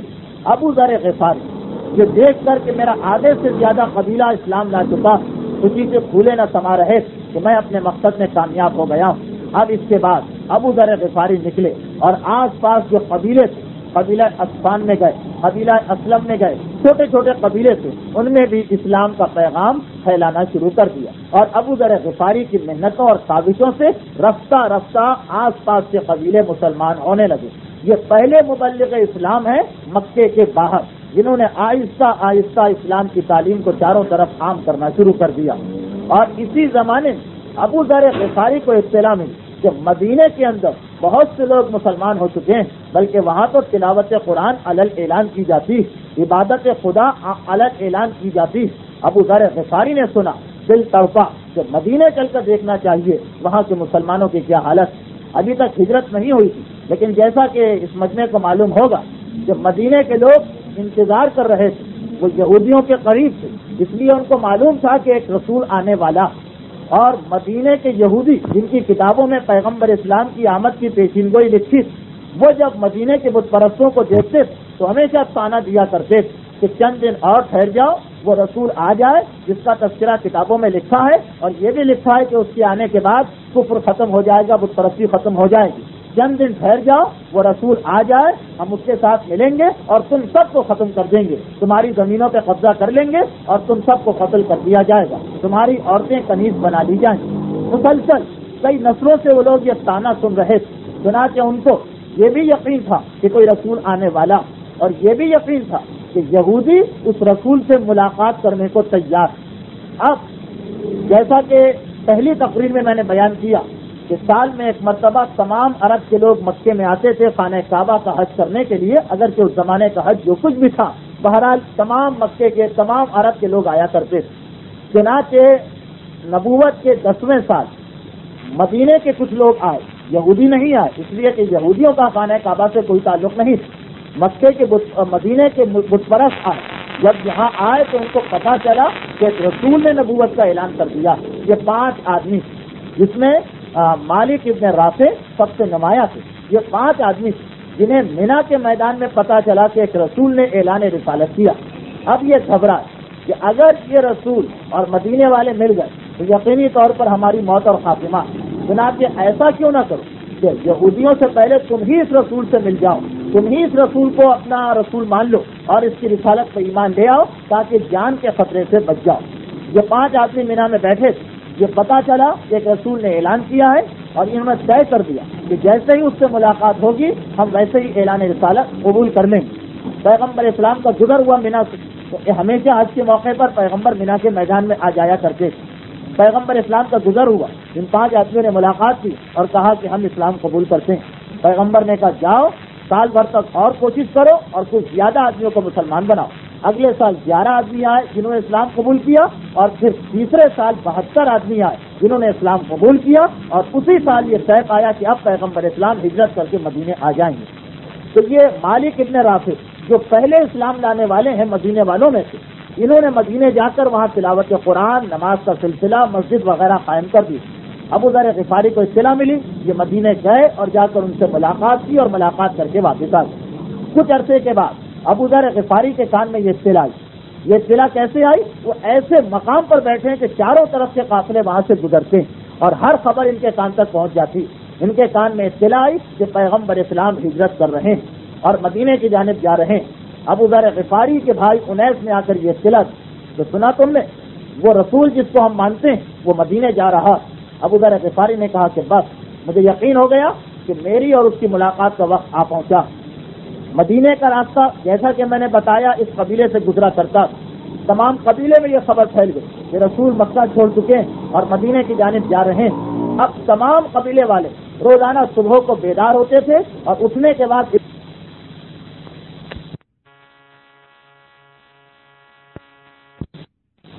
اس لیے کہ روایت یہ تھی کہ جب پیغمبر کا اونٹ آیا تھا تو اونٹ بعد میں پہنچا تھا. اس سے پہلے کچھ روشنی کچھ نور کی شعاعیں اس قبیلے کے اندر پہنچ رہی تھی اور جب انہوں نے حیران ہو کر دیکھا کہ یہ روشنی کہاں سے آ رہی اور ان کو یہ پتا چلا کہ یہ تو پیغمبر کے چہرے سے نکلنے والا نور تو وہ آدھا قبیلہ جس نے اب تک اسلام قبول نہیں کیا تھا اسی وقت پیغمبر اسلام کا کلمہ پڑھا, پیغمبر اسلام کی رسالت کو مانا, پیغمبر کا استقبال کیا گیا. پیغمبر نے قبیلہ بنی غفار کو دعا دی غفر اللہ لہا کہ خدا اس قبیلے کی مغفرت کرے, خدا اس قبیلے کو بخشے. ایسے وقت میں انہوں نے پیغمبر کی عزت کی اور اکرام کیا. ایسے وقت میں انہوں نے پیغمبر کا ساتھ دیا کہ جب پیغمبر مہاجر تھے اس وقت تک پیغمبر کا کوئی ٹھکانہ نہیں تھا ظاہری اعتبار سے. چنانچہ پورے قبیلے کو دعا ملی ابو ذر کے نتیجے میں اور پیغمبر اسلام مدینے تشریف لے گئے. میں واقعات کو بہت مختصر کر رہا ہوں. اب ابو ذر غفاری اسی مقام پر موجود اور انہوں نے اس مقام کو چھوڑنا مناسب نہیں سمجھا کیونکہ یہ ایسا مقام تھا کہ شام, یمن, مکہ, مدینے ہر طرف جانے والے کافر یہاں سے گزرا کرتے تھے. ابو ذر بیٹھ کر تبلیغ کیا کرتے تھے. یہ بات آپ کے ذہن میں رہے. گفتگو کا آخری حصہ یہ بڑا اہم ہے, اس میں یہ چیز بہت نمایاں طور پر آئے گی کہ ابو ذر کا کام تھا تبلیغ. ہر ایک کو, آتے جاتے کو, قافلے کو, مسافر کو, تنہا کو, اجتماع کو, جس کو دیکھتے اسے روکتے اور روک کر تبلیغ کیا کرتے. یہاں تک کہ اطلاع ملی کہ 2 ہجری میں جنگ بدر واقع ہوئی. پھر اطلاع آئی کہ اگلے سال 3 ہجری میں جنگ احد ہوئی. پھر اطلاع آئی کہ 2 سال بعد 5 ہجری میں جنگ خندق ہوئی. اور ابو ذر غفاری اپنے کام میں لگے ہوئے. یہ ابو ذر غفاری کی تبلیغ کا نتیجہ تھا کہ لوگ مسلمان بن بن کے مدینے جا رہے تھے. یہاں پر 5 ہجری میں جنگ خندق کے بعد ایک دن ابو ذر غفاری تمام دن تبلیغ کر کے تھکے ہوئے اپنے خیمے میں آئے. تو جس خیمے میں آئے اس کے برابر ہی وہ جگہ تھی جو اس قبیلے نے عبادت کے لیے مخصوص کر لی تھی اور وہاں ایک قبیلے والا بیٹھا ہوا تلاوت قرآن کر رہا تھا اور اتفاق سے وہ آیتیں پڑھ رہا تھا جس میں جہاد کی فضیلت اور مجاہد کا درجہ بتایا گیا. ابو ذر غفاری نے سنا, بے اختیار دل میں یہ خیال پیدا ہوا کہ میں سب کچھ کر رہا ہوں مگر جہاد جیسی اہم عبادت سے میں اب تک محروم. چنانچہ فوراً یہ تہیہ کر لیا کہ اب مجھے اپنا قبیلہ چھوڑنا ہے, پیغمبر کے پاس جانا ہے تاکہ میں جہاد میں حصہ لے سکوں. اگلا دن آیا, ابو ذر غفاری چلنے کے لیے تیار ہو گئے. ان کے بھائی انیس آئے, کہاں جا رہے ہو؟ جواب دیا میں مدینے کی جانب جا رہا ہوں. پوچھا مدینے کیوں جا رہے ہو؟ جواب دیا 2 وجوہات سے. ایک تو اس لیے کہ مجھے جہاد کا ثواب بھی حاصل کرنا اور دوسرے اس لیے کہ مجھے یاد ہے جب مکے میں میں نے اسلام قبول کیا تھا تو پیغمبر نے مجھ سے کہا تھا کہ تم کھجوروں والی بستی میں آ کر مجھ سے ملاقات کرنا. مجھے یقین ہے کہ یہ مدینے کا تذکرہ ہے. اب میں اسی فرمان رسالت کے عمل کرنے کے لیے مدینہ جانا چاہتا ہوں. انیس نے کہا کب تک کے لیے جا رہے؟ جواب دیا ہمیشہ ہمیشہ کے لیے. آج سے میرا اور تمہارا جو کچھ ملاقات کا تعلق تھا یہ ختم ہوتا ہے. اب میں مدینے سے کبھی پلٹ کے نہ آؤں گا. اس سے کچھ پہلے ابو ذر غفاری کی والدہ انتقال کر گئی. کس سن میں اس کے بارے میں تاریخ خاموش. اور ابو ذر غفاری مدینے آئے اور مدینے آنے کے بعد ابو ذر غفاری خدمت پیغمبر میں رہنے لگے اور آخری وقت تک 11 ہجری تک پیغمبر اسلام کے ساتھ ہر منزل پہ ابو ذر غفاری موجود تھے. اور آنے کے بعد مدینے پہنچنے کے بعد پیغمبر اسلام کی صحبت سے پورا فائدہ ابو ذر غفاری نے اٹھایا. محبت رسول کا ثبوت دیا اس انداز سے کہ جس انداز سے جنگ تبوک کے اندر ابو ذر غفاری کا واقعہ سامنے آتا. لیکن اس سے پہلے ایک واقعہ اور پیش آیا.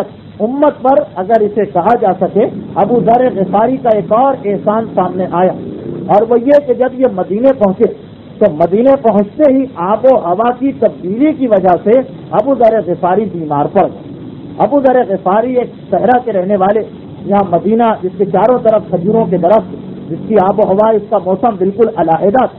اور ابو ذر غفاری پیغمبر اسلام سے عمر میں 2 سال بڑے تھے. یعنی اس وقت ابو ذر غفاری کی عمر تقریباً 60 سال کے قریب. آب و ہوا کی اس تبدیلی کو برداشت نہ کر سکے اور بیمار پڑ گئے. پیغمبر اسلام نے کہا کہ اے ابو ذر ابھی تم مدینے میں نہ رہو، بلکہ مدینے کے باہر ایک مقام تھا جہاں پر بیت المال کی اونٹنیاں وغیرہ، اگرچہ پیغمبر کے زمانے میں بیت المال نہیں تھا لیکن جہاد کے نتیجے میں جو جانور پکڑ کر آتے تھے وہ مدینے کے باہر ایک چراگاہ میں چھوڑ دیے جاتے تھے اور وہاں پر وہ رہتے تھے. تو پیغمبر نے کہا ابو ذر تم اس مقام پر چلے جاؤ، چند دن وہاں پر رہو، جب تمہاری صحت صحیح ہو جائے، طبیعت ٹھیک ہو جائے تب تم مدینے واپس آنا. ابو ذر غفاری وہاں گئے، کچھ عرصے رہنے کے بعد صحت یاب ہو گئے. ساتھ ساتھ ان کی زوجہ بھی، ان کی بیوی بھی ساتھ ساتھ. اب یہ تاریخ کا واقعہ ہے جو میں بیان کیے دے رہا ہوں. ابو ذر غفاری صحت یاب ہوئے. جوڑے اللہ کے رسول میرا قصور بتا دیجیے، میری غلطی بتا دیجیے. کہا کہ اے ابو ذر غفاری کیا اب تک تم میں سے جاہلیت کی خوشبو نہیں نکلی ہے؟ تم نے بلال کو اس کی ماں کا کھانا کیسے دیا؟ کیا تمہیں نہیں پتا لا فضل علی العربی للعجمی ولا فضل للعجمی علی العربی ولا للاحمر علی الاسود ولا للاسود علی الاحمر؟ کیا تمہیں پتا نہیں اسلام لانے کے بعد عربی کو عجمی پر، عجمی کو عربی پر، گھوڑے کو کالے پر اور کالے کو رہے کہ میں اس وقت جنابت کی حالت میں، میرے اوپر غسل واجب اور پانی کہیں نہیں مل رہا. فوراً اونٹ پر سوار، دل میں خیال آیا کہ چلو پیغمبر اسلام کے پاس. فوراً اونٹ پر سوار اور سیدھے مدینے کے اندر داخل ہوئے. پیغمبر اسلام مسجد نبوی کے دروازے کے باہر کھڑے ہوئے تھے، کچھ صحابی بھی موجود تھے. ابو ذر غفاری کو دیکھا کہ وہ تیزی سے اونٹ کو دوڑاتے ہوئے لا رہے ہیں، کہیں نماز قضا نہ ہو جائے، کہیں وقت نماز نہ جاتا رہے. پیغمبر ابو ذر کو دیکھ کے مسکرائے، کہا کہ ابو ذر اس دیوار کے پیچھے چلے جاؤ، میں تمہارے لیے غسل کا انتظام کرتا ہوں. ابو ذر غفاری حیران، میں نے ابھی کچھ کہا بھی نہیں اور پیغمبر اسلام نے فوراً میرا مسئلہ حل کر دیا. دیوار کے پیچھے گئے، کنیز ایک برتن میں پانی لے کے آئی، ابو ذر کو دے کے چلی گئی. ابو ذر اسی وقت اس برتن سے نہائے، غسل کیا، غسل کر کے نماز پڑھی، پیغمبر کے پاس آئے. اور روایت یہ بتاتی ہے کہ اس وقت پیغمبر نے کہا کہ اے ابو ذر آئندہ اگر کبھی تمہیں ایسا مسئلہ پیش آ جائے تو اس طریقے سے تیمم کر لینا. اور یہ کہہ کر تیمم کا پورا طریقہ ابو ذر غفاری کو بتایا. تو ابو ذر غفاری کی وجہ سے تیمم کا طریقہ پہلی مرتبہ امت کے سامنے آیا. اس کے علاوہ بھی ابو ذر غفاری نے پیغمبر سے بے انتہا علوم کو حاصل کیا. وہاں ابو ذر علوم، امیر المومنین کی روایت ہے کہ ابو ذر نے اتنے علوم کو حاصل کیا تھا عاجز الناس عنہ کہ لوگ ان کو حاصل کرنے سے عاجز تھے. لیکن یہ ابو ذر کا ظرف ہے، یہ ابو ذر کی ہمت ہے کہ انہوں نے اس علوم کو بند کر کے اپنے سینے میں محفوظ رکھا تھا. لیکن خود ابو ذر غفاری کا یہ فقرہ کہ آسمان کے فرشتے بھی اگر حرکت کرتے تھے میں رسول سے فوراً پوچھ لیتا تھا. اگر ہوا میں کوئی پرندہ بھی پر مارتا تھا میں رسول سے فوراً دریافت کر لیا کرتا تھا. اور اسی لیے ابو ذر غفاری کو ایک منفرد اعزاز حاصل ہے کہ ابو ذر غفاری، عام علماء یہ لکھتے ہیں کہ اسلام کے تیسرے شخص ہیں جنہوں نے کوئی کتاب لکھی. یہ کتاب جو آج کل دنیا میں ہر طرف کتاب کا رواج ہو چکا، عام علماء لکھتے ہیں کہ تیسرے شخص ہیں اسلام میں جنہوں نے کوئی کتاب لکھی. سب سے پہلے تو امیر المومنین جنہوں نے دیات کے موضوع پر ایک کتاب لکھی جو ہر وقت میرے مولا کی تلوار کی نیام میں رہا کرتی.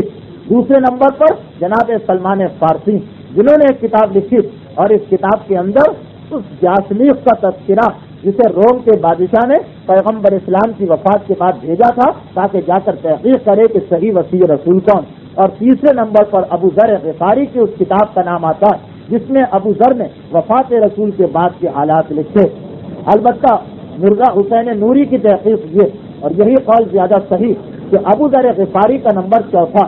سب سے پہلی کتاب امیر المومنین کی ہے کتاب الزیات. دوسرے نمبر پر مصحف فاطمہ، جناب سیدہ کی کتاب مصحف فاطمہ ہے. تیسرے نمبر پر سلمان فارسی کی کتاب ہے. چوتھے نمبر پر ابو ذر غفاری کی کتاب.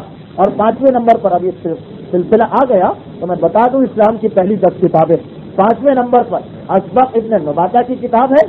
6 نمبر پر امیر المومنین کے صحابی تھے سلیم ابن قیس، ان کی کتاب. اور اس کتاب کے بارے میں مولا کا حکم ہے کہ خود بھی رٹو اور اپنے بچوں کو بھی یہ کتاب حفظ کراؤ. اب اس کا اردو ترجمہ بھی ہو چکا.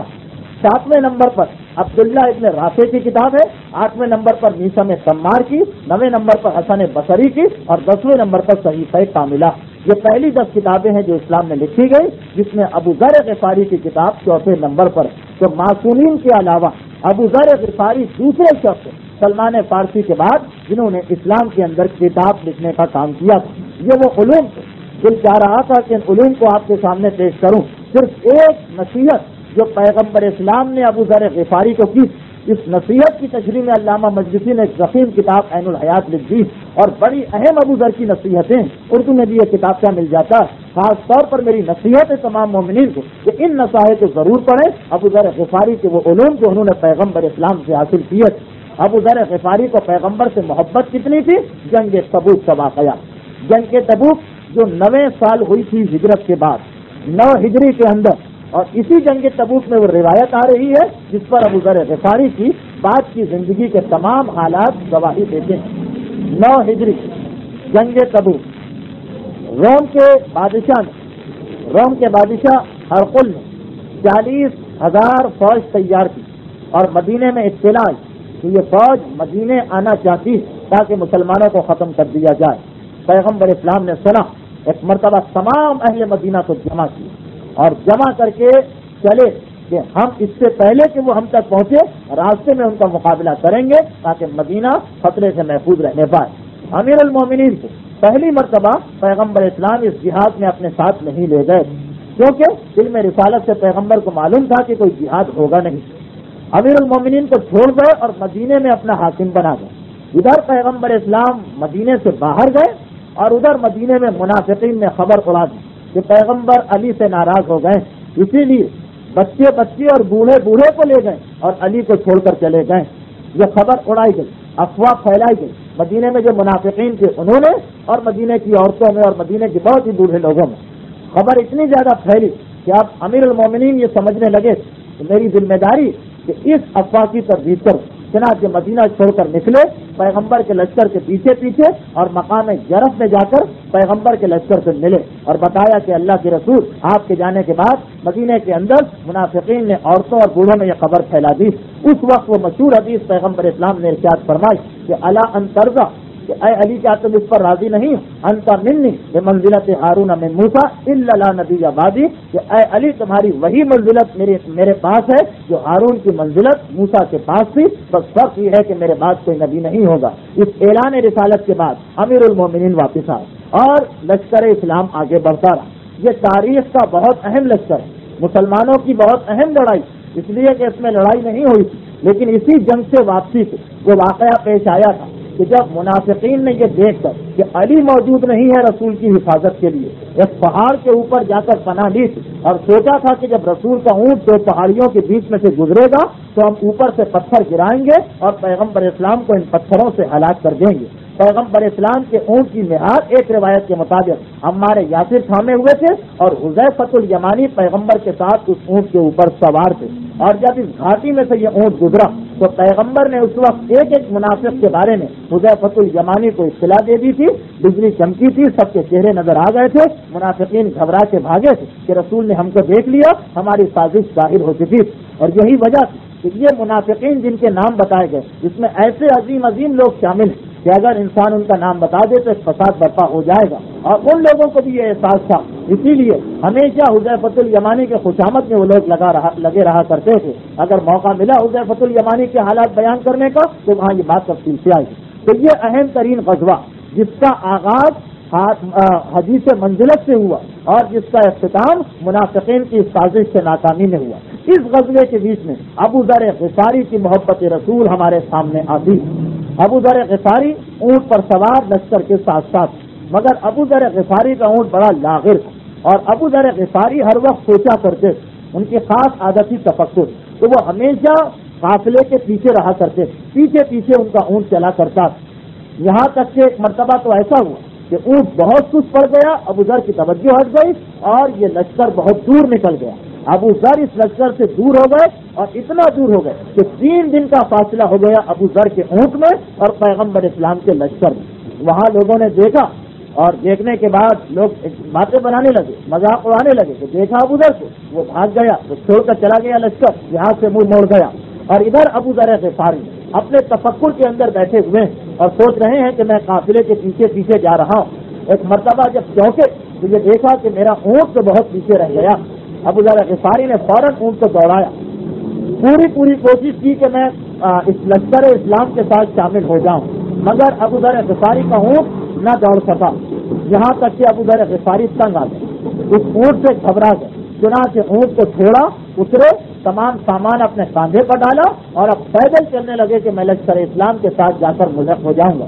چل رہے ہیں، دوپہر کا وقت بھی آتا ہے، شام کا وقت بھی آتا ہے، صبح کا وقت بھی آتا ہے، تپتا ہوا ریگستان ہے، چلتی ہوئی ریت ہے، اور ابو ذر غفاری تن تنہا پیدل چلے جا رہے ہیں کہ مجھے جا کر لشکر اسلام میں ملنا۔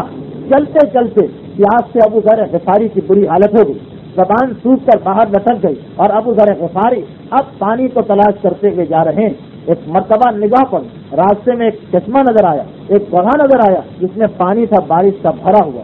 ابو ذر غفاری بےتاب ہو کر اس گڑھے کے قریب پہنچے اور ہاتھ ڈال کر پانی کو اپنے چلو میں لیا، اور اس کے بعد پینا چاہتے ہیں کہ بے اختیار ابو ذر غفاری کے دل میں ایک بات آئی۔ ابو ذر غفاری نے دیکھا یہ پانی بے انتہا سرد، بے انتہا ٹھنڈا پانی۔ دل میں یہ خیال پیدا ہوا کہ پتہ نہیں اس وقت پیغمبر اسلام جو چل رہے ہیں ان کے ساتھ جو پانی مشکوں میں بھرا ہوا ہوگا شاگلوں میں، وہ ختم نہ ہو چکا ہو، وہ پانی گرم نہ ہو چکا ہو۔ یہ کیسے ممکن ہے کہ پیغمبر کو یہ ٹھنڈا پانی نہ ملے اور میں اس ٹھنڈے پانی کو پی لوں؟ چنانچہ ابو ذر پیاس سے تڑپ رہے ہیں لیکن پانی کو دوبارہ پھینک دیا، لوٹے کو پانی سے بھرا اور اس پانی سے بھرے ہوئے لوٹے کو لے کے چلے۔ ایک عجیب منظر کہ پانی صاف صاف ہے، گڑھے کے اندر بے انتہا پانی، پیاس کے مارے بری حالت، لیکن ابو ذر غفاری نے محبت رسول میں تو جب تک کہ رسول اس ٹھنڈے پانی کو نہ پیے ابو ذر کیسے اس پانی کو پی سکتا ہے؟ اس لوٹے کو پانی سے بھرا اور اسی پیاس کی حالت میں چلے۔ تھوڑی ہی دور گئے ہوں گے کہ لشکر اسلام دور نظر آنے لگا، اور وہاں لشکر اسلام میں بھی شور مچ گیا۔ انہوں نے پیچھے دیکھا، آواز دی اللہ کے رسول، کوئی شخص پیچھے چلا آ رہا ہے، اکیلا چلا آ رہا ہے، پیدل چلا آ رہا ہے۔ لوگوں کو یہ تو خیال تک میں نہ تھا کہ یہ ابو ذر ہو سکتے ہیں، اس لیے کہ ابو ذر کے پاس تو اونٹ تھا، لوگ اس لیے ڈر رہے تھے کوئی جاسوس نہ ہو، کوئی منافقین کا ساتھی نہ ہو، چنانچہ نگرانی کرتے جا رہے تھے۔ ایک مرتبہ کہا اللہ کے رسول کوئی شخص چلا آ رہا ہے اکیلا اور پیدل، بے اختیار پیغمبر کی زبان سے نکلا کن ابا ذر، کاش یہ آنے والا ابو ذر غفاری کہ جس سے میں ملاقات کرنا چاہتا ہوں۔ پیغمبر اسلام نے ابو ذر کی تمنا کی اور ادھر ابو ذر لشکر اسلام کے قریب آئے تو سب نے پہچانا، شور مچ گیا پھر کہ ابو ذر آ گئے، ابو ذر آ گئے۔ ابو ذر کو لے کے خدمت پیغمبر میں پہنچے۔ ابو ذر کی زبان لٹکی ہوئی ہے، پیاس کے مارے بری حالت ہے، چہرہ زرد پڑ چکا ہے۔ ایک مرتبہ پیغمبر اسلام نے دیکھا، کہا ابو ذر کیا بات؟ کہا کہ اللہ کے رسول نے بڑا پیاسا ہوں اور آپ کے لیے یہ تحفہ لے کے آیا ہوں۔ پیغمبر اسلام نے دیکھا پانی، گھبرا کے پوچھا اے ابو ذر پیاسے چلے آ رہے اور پانی میرے لیے لے کے آ رہے؟ کہا کہ ہاں اللہ کے رسول، میری محبت نے یہ گوارا نہ کیا کہ ٹھنڈا پانی میں پی لوں اور آپ نہ پیے، میں نے عزم کیا تھا کہ یہ پانی آپ کو پلاؤں گا، پھر بچا تو میں پیوں گا۔ پیغمبر اسلام نے حکم دیا ابو ذر کے لیے فوراً پانی لایا جائے، اور ابو ذر کی اس محبت کو دیکھ کر بے اختیار پیغمبر اسلام کے منہ سے نکلا کہ اے ابو ذر، ایک وہ وقت آئے گا کہ میرے اہل بیت کی محبت کے جرم میں تمہیں مدینے سے جلا وطن کیا جائے گا۔ اور پھر یہ کہا کہ ابو ذر وہ ہے جو عیش وحدہ ویموت وحدہ ویبعث وحدہ ویدخل الجنہ وحدہ۔ ابو ذر اکیلے زندگی گزارتا ہے، اکیلے موت پائے گا، قیامت کے دن اکیلا اٹھایا جائے گا اور جنت میں بھی تن تنہا داخل ہوگا۔ یہ ابو ذر غفاری کی محبت رسول ہے، یہ ابو ذر غفاری کا مقام اور مرتبہ۔ اسی لیے ابو ذر غفاری، یہ بھی روایت ہے کہ ابو ذر غفاری اس منزل پر پہنچ چکے تھے کہ زمین تو زمین، آسمان کے فرشتے ابو ذر غفاری کا تذکرہ کیا کرتے تھے۔ چنانچہ ایک روایت میں یہ بھی کہ ایک مرتبہ ابو ذر غفاری پیغمبر اسلام کے کمرے کے قریب سے گزرے، اس وقت جبرائیل امی پیغمبر کے پاس آ کر بیٹھے اور پیغمبر اسلام سے وحی الہی پیغمبر اسلام تک پہنچا رہے تھے۔ جبرائیل کبھی کبھار ایک صحابی تھے دہیہ کلبی، ان کی شکل میں پیغمبر کے پاس آیا کرتے تھے، ان کی شکل و صورت پیغمبر کے پاس آیا کرتے تھے اور ملاقات کیا کرتے تھے۔ ہمارے علماء لکھتے ہیں کہ فرشتہ وہ نورانی مخلوق جو ہر ایک کی شکل بنا سکتا، ہر ایک کی شکل اختیار کر سکتا سوائے کتے اور سور۔ چنانچہ جبرائیل امی ایک صحابی رسول کی شکل میں پیغمبر کے پاس بیٹھے، ابو ذر غفاری وہاں سے گزرے، دیکھا کہ ایک صحابی رسول دہیہ کلبی پیغمبر سے بات چیت کر رہے ہیں، آگے بڑھ گئے۔ جبرائیل نے پیغمبر کو آگے بڑھتے دیکھا، کہا اللہ کے رسول ابھی آپ نے دیکھا ابو ذر آئے تھے اور بغیر ہمیں سلام کیے ہوئے آگے چلے گئے۔ اگر یہ ہمیں سلام کرتے تو ہم ضرور ان سے پوچھتے کہ اے ابو ذر غفاری ہمیں وہ دعا بتا دو جس کی وجہ سے آسمان کے فرشتوں میں تمہاری شہرت اور آسمان کے فرشتے تمہارا تذکرہ کیا کرتے ہیں. یہ ایک ایسی دعا پڑھتے ہیں، جبرائیل پیغمبر سے کہہ رہے ہیں، یہ ایک ایسی دعا پڑھتے ہیں جس دعا کی وجہ سے زمین سے زیادہ آسمان کے فرشتوں میں ابو ذر غفاری کی شہرت.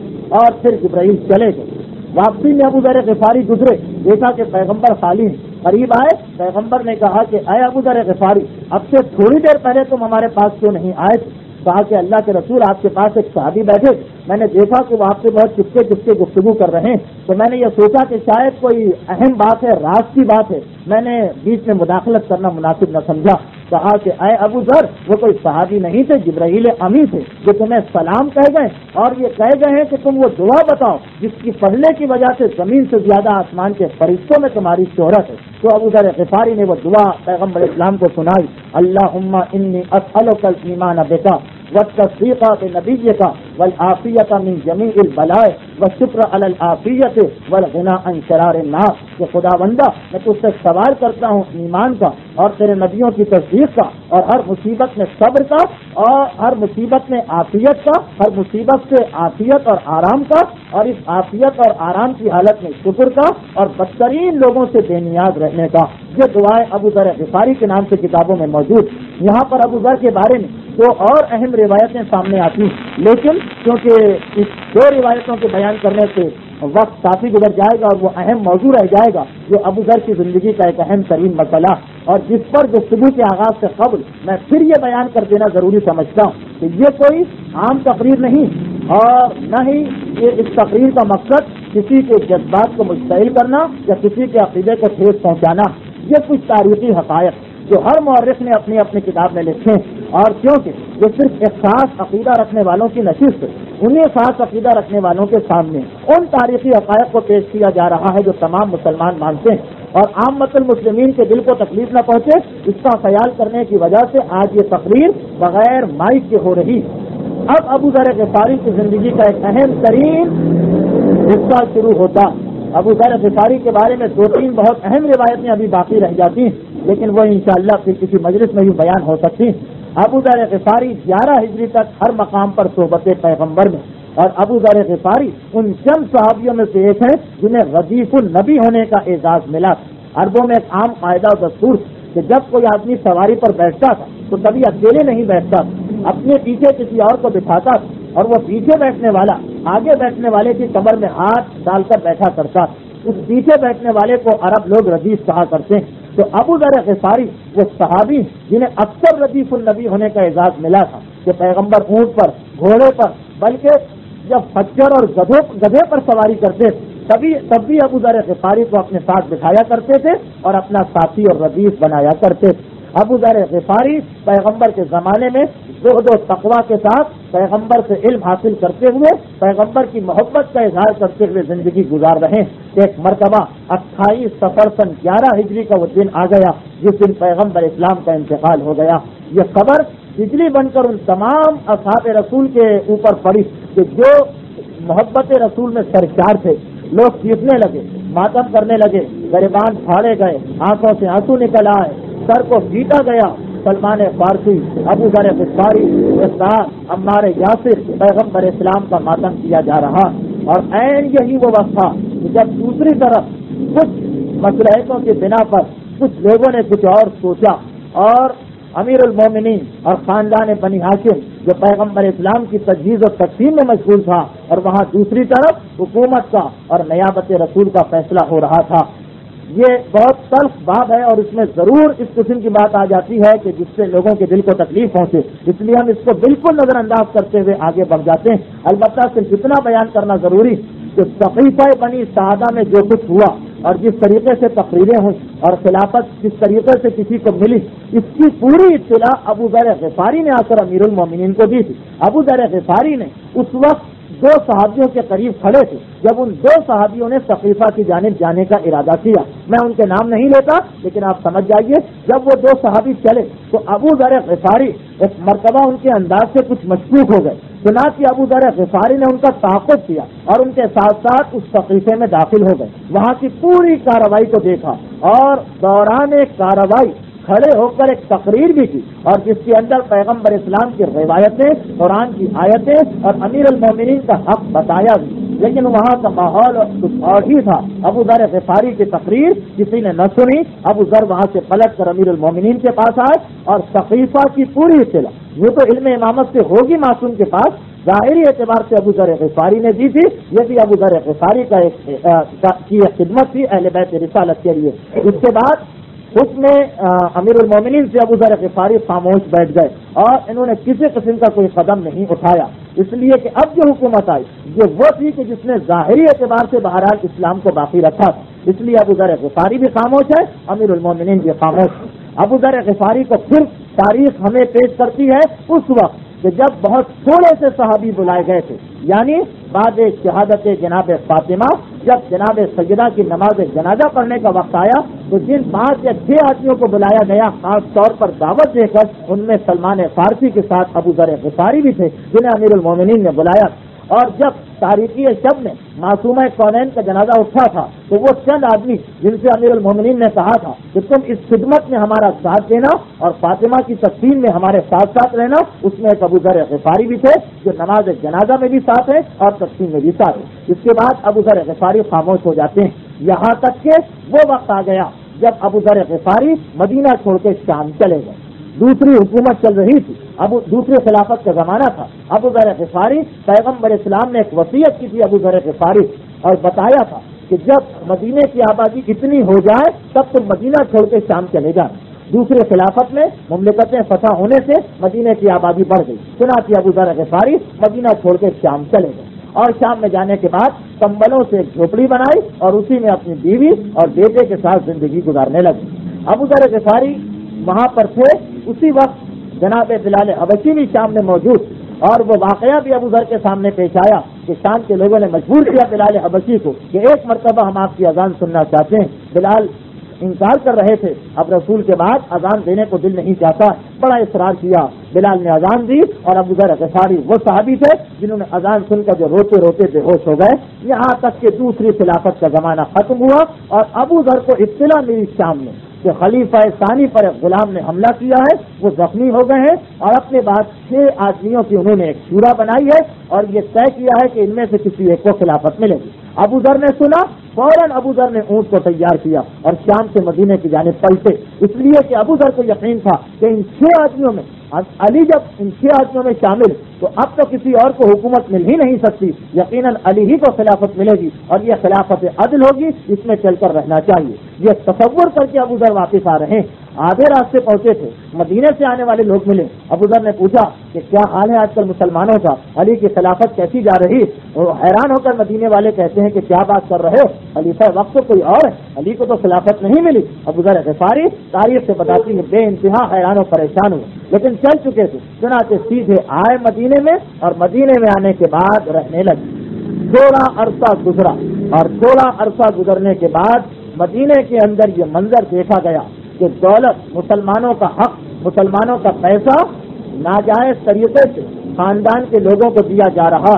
پیغمبر اسلام کے زمانے کے تمام بوڑھے بوڑھے صحابیوں اور تمام جوان جوان صحابیوں سے نکالا جا رہا حکومت کے عہدوں سے اور ایک ہی خاندان کے لوگوں کو لالا کے جمع کیا جا رہا۔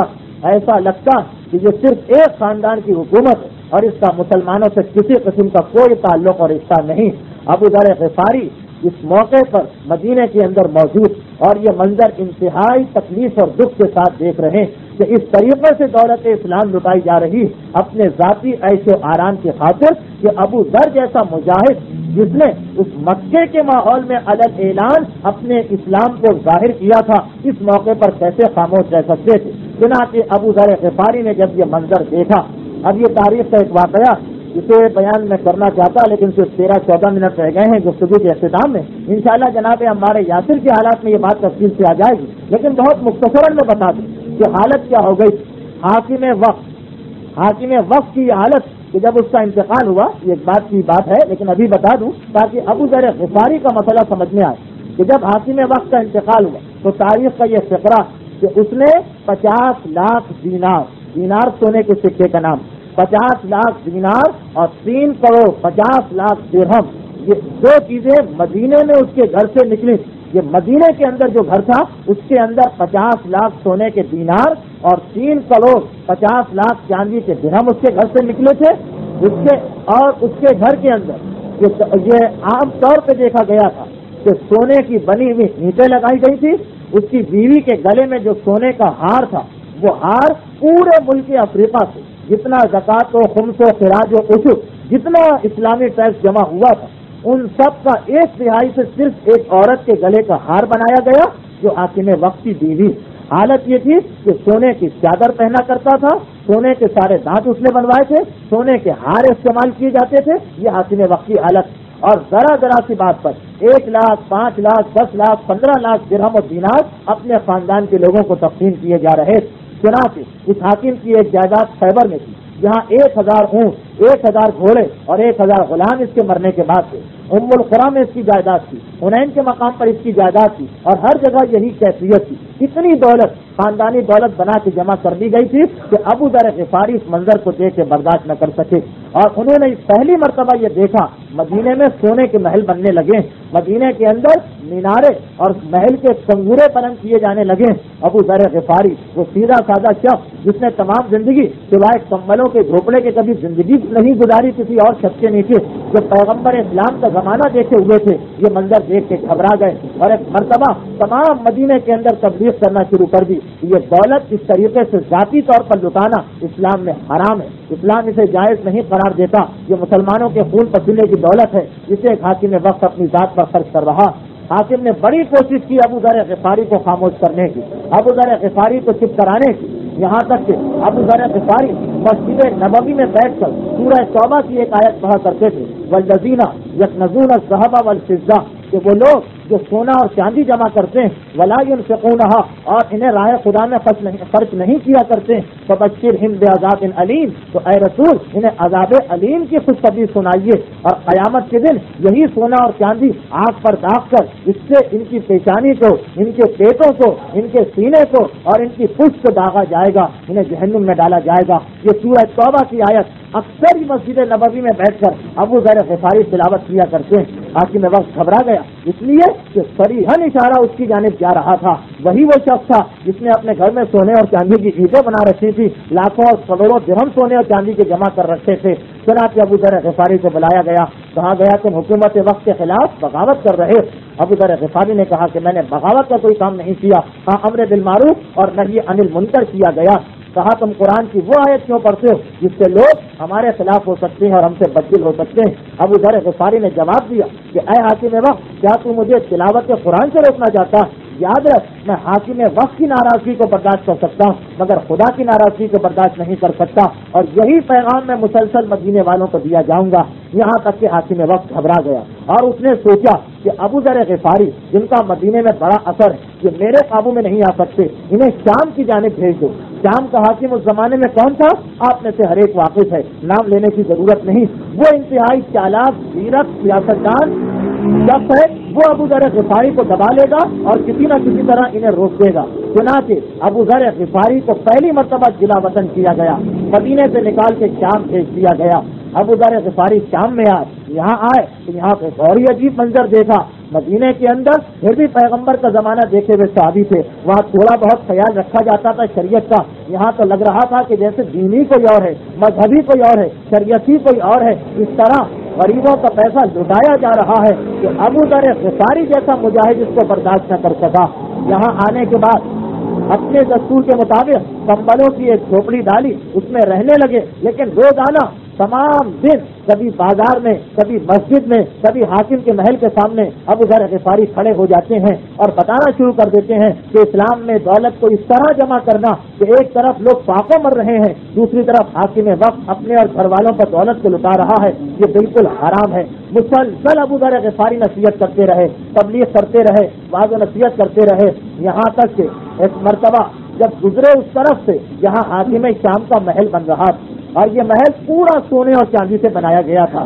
پہلا محل تھا اسلام میں جو پورا سونے اور چاندی سے بنایا گیا تھا. اور اسی شام میں ایسے کتنے ہی گھرانے تھے جو تمام دن فاقے کی حالت میں گزارا کرتے تھے. جب یہ منظر دیکھا ابو ذر غفاری نے, حاکم وقت محل کے سامنے کھڑا, یہ کہتے ہوئے گئے کہ اگر یہ تو نے اپنے پیسے سے بنایا تو اسراف کیا، اور اگر تو نے باقی لوگوں کے پیسے سے بنایا، بیت المال سے بنایا، تو تو نے خیانت اور بددیانتی کی۔ ابو ذر غفاری مسلسل اس قسم کے جملے کہتے جا رہے ہیں۔ حاکم شام بے انتہا ناراض ہوا ابو ذر غفاری، اور ابو ذر غفاری کے اوپر ہر ممکن سختی شروع کر دی گئی، یہاں تک کہ ابو ذر غفاری پر ہاتھ بھی اٹھایا گیا، ابو ذر غفاری کو زد و کوب بھی کیا گیا، ابو ذر غفاری کو قتل کی دھمکی بھی دی گئی۔ لیکن جب ابو ذر غفاری کو قتل کی دھمکی دی تو اس وقت ابو ذر غفاری نے جواب دیا کہ آج بنو امیہ کے لوگ مجھے قتل سے ڈراتے ہیں، شاید انہیں پتہ نہیں کہ میرے نزدیک زمین کے اندر رہنا زیادہ بہتر ہے زمین کے اوپر رہنے کے مقابلے میں۔ ابو ذر غفاری کا یہ جوش و ولولہ دیکھا، حاکم شام خاموش ہو گیا۔ مجبوراً ابو ذر غفاری کو گرفتار کر کے اس نے تیسری مرتبہ لبنان کی جانب جلا وطن کر دیا۔ لبنان میں ایک مقام ہے جبل عامر، لبنان کا جنوبی علاقہ ہے جبل عامر، جہاں بے انتہا متدین، متقی اور پرہیزگار شیعہ علماء پیدا ہوئے۔ شہید اول اور شہید ثانی کا تعلق بھی اسی جبل عامر سے۔ تو اب روایت یہ بتاتی کہ جب ابو ذر غفاری جبل عامر گئے تو وہاں جا کر انہوں نے دیکھا یہاں لوگ غریب، سب غریب لوگ، یہاں پر وہ دولت کا مسئلہ نہیں۔ تو ابو ذر غفاری نے پھر اپنے اصلی مقصد کو بیان کرنا شروع کر دیا، یعنی جبل عامر میں اہل بیت کی محبت اور اہل بیت کی اطاعت کی روایتیں بیان کرنا شروع کر دی۔ نتیجہ کیا نکلا کہ تھوڑے ہی عرصے میں جبل عامر کے اندر شیعت مضبوط ہو گئی، محبت اہل بیت جڑ پکڑ گئی۔ اور علماء لکھتے ہیں کہ یہی ابو ذر غفاری کا جہاد اور ان کی تبلیغ تھی کہ آج تک جبل عامر اور لبنان میں اتنی بڑی تعداد میں مومنین آل محمد موجود۔ حاکم شام کو اطلاع ملی کہ یہ کیا غضب ہوا، یہ تو ملک اہل بیت کی محبت کے اندر شیعہ بنا لیے جائیں گے، جو سب سے بڑا ہمارا مقصد تھا اب تک کہ اہل بیت رسالت کے نام کو مٹایا جائے، یہ تو اپنے ہاتھوں ہم نے اپنے پاؤں پر کلہاڑی ماری۔ فوراً ابو ذر غفاری کو جبل عامر سے بلایا گیا۔ ابو ذر غفاری دوبارہ شام میں آ گئے، لیکن دن رات ایک ہی پیغام، یہ تم سونا اور چاندی نہیں جمع کر رہے، یہ تم اپنے لیے آگ، دہتی ہوئی آگ جمع کر رہے، ایک طرف مسکین مر رہے، دوسری طرف تم عیش و آرام سے زندگی گزار رہے، خدا کو کیا جواب دو گے؟ شہر کے دروازے پر بیٹھ جاتے، یہ دیکھتے کہ مال اور تجارت کے مال سے لدے ہوئے اونٹ آ رہے ہوتے، ابو ذر پکارنا شروع کر دیتے، یہ اونٹوں پر مال نہیں آ رہا، یہ جہنم کی آگ آ رہی ہے جو اپنے مالک کو جلا کر راکھ کر دے گی۔ ابو ذر غفاری مسلسل ایک ہی پیغام دے رہے، یہاں تک کہ ایک دن حاکم شام نے انہیں دعوت سے بلایا کہ دعوت دوں، دعوت کھلاؤں، شاید کہ دعوت کی وجہ سے اور حکومت کے محل میں آنے کی وجہ سے ہمارے قریب آ جائیں۔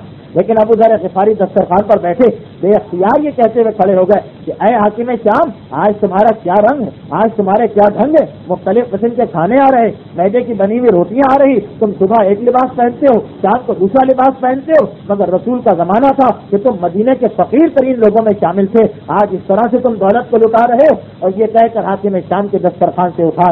حاکم شام نے کئی مرتبہ یہ منظر دیکھا، سوچا کہ ابو ذر اتنی کثرت کے ساتھ کہا کرتے ہیں کہ دولت لٹا دو، تقسیم کر دو، جمع نہ کرو، ابو ذر کا امتحان لینا چاہیے۔ چنانچہ ایک شخص سے بلایا، رات کا وقت تھا، اور بلا کر کہا کہ یہ 1000 اشرفیوں کی تھیلی لے جاؤ اور لے جا کر ابو ذر کے حوالے کرو اور کہو کہ یہ آپ کا انعام ہے، یہ آپ کو میں دینا چاہ رہا ہوں۔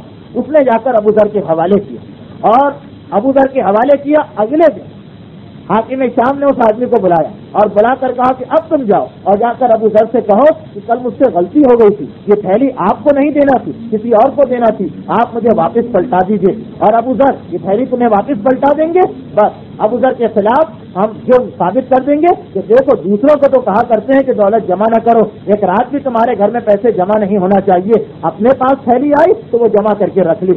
اب یہ کون پوچھنے جائے گا کہ کتنے گھنٹے ان کے پاس رہی، رات کو کس وقت ان کے پاس پیسے ملے، ہم تو یہ کہہ دیں گے کہ ایک دن تو ابو ذر نے بھی پیسے جمع کر کے رکھے تھے۔ چنانچہ یہ شخص ابو ذر کے پاس آیا کہ کل مجھ سے غلطی ہو گئی تھی، یہ تھیلی میں کسی اور کو دینا چاہ رہا تھا، غلطی سے آپ کے پاس آ گیا۔ ابو ذر نے سنا، کہا کہ اگر ایسی بات ہے میں تیری دولت واپس کرنے کو تیار ہوں، مگر 3 دن کی مہلت مجھے دے دے۔ اس شخص نے پوچھا وہ کیوں؟ جواب دیا اس لیے کہ کل رات کو جو پیسے آئے تھے وہ تو اسی وقت میں نے شام کے مسکینوں میں تقسیم کر دیے تھے، اب مزید 1000 درہم میں لوگوں سے قرضہ لے کر اور ادھر ادھر سے جمع کر کے 3 دن میں تجھے پہنچاؤں گا۔ حاکم شام کو اطلاع ملی، ہمارا یہ وار بھی ناکام ہو گیا، تو یقین ہو گیا کہ ابو ذر جو ہے وہ اب کسی طریقے سے نہیں دبائے جا سکتے۔ اور اسی وقت اسلامی دنیا میں ایک اور اہم ترین واقعہ پیش آیا جس کی وجہ سے ابو ذر کا انداز اور بدل گیا۔ وہ یہ کہ مدینے کے اندر قرآن جلائے گئے. ابو ذر تک یہ اطلاع ملی. اب تک ابو ذر خالی دولت کے خلاف تقریر کر رہے تھے, اب اس حاکم کے خلاف بھی ابو ذر نے تقریر شروع کر دی جس نے اس طریقے سے مدینے میں قرآن کو جلایا تھا. حاکم شام بڑا گھبرایا اور اس نے مدینے کے حاکم کے مشورے سے ابو ذر کو ایک اونٹ پر بٹھایا. مدینے کے حاکم نے لکھا کہ ابو ذر تم سے نہیں سنبھالے جائیں گے, میرے پاس بھیج دو. ایک اونٹ پر بٹھا کر, لیکن خبردار اس اونٹ پر نہ گدی رکھنا, نہ پالان رکھنا, نہ کوئی کپڑا رکھنا, اور ابو ذر کو اس ننگی اونٹ کی ننگی پیٹھ پر بٹھانا اور 5 یا 6 آدمیوں کو بھیجنا اس طرح سے کہ وہ ایک لمحے کے لیے اونٹ کو روکنے نہ دیں, ٹھہرنے نہ دیں. مسلسل اونٹ کو شام سے بھگا کر مدینہ لایا جائے. اونٹ پر بٹھا کر ابو ذر کو شام سے مدینہ بھیجا گیا. ابو ذر کی عمر 75 سال سے زیادہ ہو چکی ہے. سر کی اور جسم کے تمام بال سفید ہو چکے ہیں, کمر جھک چکی ہے, انتہائی لاغر ہو چکے ہیں, اور اس بڑھاپے کی حالت میں شام سے جو ان کو اونٹ کی ننگی پیٹھ پر بٹھایا گیا تو مسلسل اونٹ کو دوڑاتے ہوئے مدینے تک پہنچا دیا گیا. یہاں تک کہ جب مدینے میں آئے تھے تو کمزوری کی وجہ سے اور اس تکلیف کی وجہ سے ابو ذر کی رانوں کا اور ٹانگوں کا گوشت گل گل کے گر چکا تھا. ابو ذر اس زخمی حالت میں اتارے گئے. یہاں پہنچے, یہاں بھی ابو ذر غفاری نے آنے کے بعد دیکھا کہ اس میری 2-3 سال کی غیر حاضری میں حالات اور بگڑ چکے ہیں, اور یہاں تک نوبت پہنچ چکی ہے کہ لوگ سونے کی بوریاں بھر بھر کے گھر میں رکھ رہے ہیں, سونے اور جواہرات کے گھر بنائے جا رہے ہیں, پورے گودام تیار کیے جا رہے ہیں. ابو ذر غفاری پھر ایک مرتبہ کھڑے ہو گئے یہ اعلان کرتے ہوئے کہ یہ سب فعل حرام ہے, یہ سب گناہ ہے, یہ سب شریعت کے خلاف ہے. یہاں تک کہ حاکم بڑا گھبرایا, ابو ذر کو بلایا, کہا ابو ذر میں تمہیں یہاں سے نکال دینا چاہتا ہوں, تم مدینے میں رہنے کے قابل نہیں ہو. ابو ذر نے کہا شام چلا جاؤ. کہا شام سے تو اتنی مشکل سے تمہیں بلایا گیا, کیا پھر وہاں مصیبت ڈالی جائے؟ ابو ذر نے کہا عراق چلا جاؤ. کہا عراق کے لوگ تو ویسے ہی ہر حاکم کے خلاف ہوتے ہیں, تمہارا ساتھ دے دیں گے اور بغاوت ہو جائے گی. کہا مصر چلا جاؤ. کہا ہرگز نہیں. جواب دیا مکہ چلا جاؤ. کہا بالکل نہیں. پھر حاکم نے خود پوچھا کہ تمہارے نزدیک سب سے بدترین مقام عرب میں کون سا ہے؟ ابو ذر نے کہا ربضہ. ربضہ مدینے سے 3 منزل کے فاصلے پر ایک صحرا تھا جس میں خالی ایک درخت تھا اور تھوڑی بہت گھاس پھوس اگی ہوئی تھی, کوئی آبادی نہیں تھی, ایک سنسان جنگل تھا. کہا کہ ربضہ بدترین مقام ہے, اب تمہیں ربضہ جانا پڑے گا, اور حکم دے دیا کہ کوئی ابو ذر کے ساتھ نہ جائے. لیکن امیر المومنین نے اس حکم کی مخالفت کی اور ابو ذر غفاری کو ربضہ تک چھوڑ کے گئے. ابو ذر غفاری کی بیوی اور بچے شام میں, اس لیے کہ اکیلا ان کو اونٹ پر بٹھا کر بھیجا گیا تھا. لیکن حاکم شام نے جب سنا کہ ابو ذر کو ربضہ بھیج دیا گیا, صحرا میں ڈال دیا گیا, بیوی اور بچوں کو بھی یہاں بھیجا گیا. ایک درخت کے نیچے یہ پورا خاندان 3 سال تک صحرا کی تپتی ہوئی ریت کے اندر زندگی گزارتا رہا, جہاں کھانے کو کچھ نہیں تھا. وہ جڑی بوٹیاں جو زمین میں اگتی تھی وہ کھائی جاتی تھی, اس میں زہریلی گھاس بھی تھی. چنانچہ ابو ذر کے جوان بیٹے ذر کا انتقال ہوا اور باپ نے اپنے ہاتھ سے جوان بیٹے کا لاشا قبر میں اتارا. اس کے بعد کچھ عرصے کے بعد ابو ذر کی بیوی بھی چل بسی ایک زہریلی گھاس کھا کے, اور اسی گھاس کی وجہ سے ابو ذر غفاری جو بیمار ہو چکے تھے, اسی بیماری کی حالت میں ایک وہ دن آیا کہ ابو ذر کی لڑکی یہ نقل کرتی ہے کہ 3 دن گزر گئے تھے فاقے کو, ہمارے پاس کھانے کو کچھ نہیں تھا. میں نے کہا بابا آج تو 3 دن ہو گئے ہیں, کچھ کھانے کو نہیں. کہا چلو میرے ساتھ, شاید کہیں سے کچھ گھاس مل جائے. لیکن ساری گھاس پھوس بھی ختم ہو چکی تھی. باپ اور بیٹی اس صحرا میں اس طریقے سے چلے کہ باپ بیماری کی وجہ سے لڑکھڑا رہا ہے, کوئی گھاس نظر نہ آئی. آخر ابو ذر تھک کے لڑکھڑا کے گرے, ریت کو جمع کیا, تکیہ بنایا اور اس پر یہ کہتے ہوئے آنکھیں بند کر کے لیٹ گئے کہ اے میری بیٹی, عنقریب ایک قافلہ یہاں سے گزرے گا, ان سے کہہ دینا ابو ذر کا انتقال ہو گیا, آ کر اس سے غسل و کفن دو. اور یہ کہہ کے ابو ذر کی آنکھیں بند ہو گئیں. بیٹی نے باپ کے اوپر ابا ڈال دی, باپ کی ابا ڈالی, اور تن تنہا حیران و پریشان, اکیلی لڑکی ہے, اتنا بڑا صحرا ہے, بوڑھے باپ کا لاشا سامنے پڑا ہوا ہے. راستے پر آ کر بیٹھ گئی. 8 ذی الحجہ تھی, تمام عرب کے لوگ حج کے لیے مکے جا چکے تھے, کسی آدمی کے آنے کا سوال ہی پیدا نہیں ہوتا تھا. لیکن خدائی کارخانہ تھا, مصلحت الہی تھی. مالک اشتر 8 صحابیوں کے ساتھ اس مقام سے گزر رہے تھے. دیکھا ایک لڑکی سڑک کے کنارے بیٹھی ہوئی ہے. گھبرا کے اس کے قریب پہنچے, تم یہاں کیوں بیٹھی ہوئی ہے؟ کہا میرے باپ کا انتقال ہو گیا ہے, ایک غریب الوطن, ایک پردیسی, ایک مسافر مارا گیا ہے, اور آ کر ثواب حاصل کرو, اسے غسل و کفن دو. انہوں نے پوچھا کون مر گیا؟ کہا رسول کا صحابی ابو ذر. ابو ذر کا نام سننا تھا، ایک مرتبہ سب غش کھا گئے، یہ نکل گئی رسول کا وہ صحابی جس کا قصیدہ رسول پڑھتے رہے، آج اس بے کسی اور بے وطنی کی موت مارا گیا ہے۔ روتے ہوئے سب آئے، ابو ذر کو غسل و کفن دیا گیا، جھگڑا ہو گیا کہ ابو ذر کو کفن کون دے، سب نے تھوڑے تھوڑے کپڑے کو ملایا، ابو ذر کا کفن تیار ہوا۔ مالک اشتر نے ابو ذر کی نماز جنازہ پڑھی اور غزہ کے اس صحرا میں ابو ذر غفاری کو دفن کیا اور یہ قافلہ آگے بڑھ گیا۔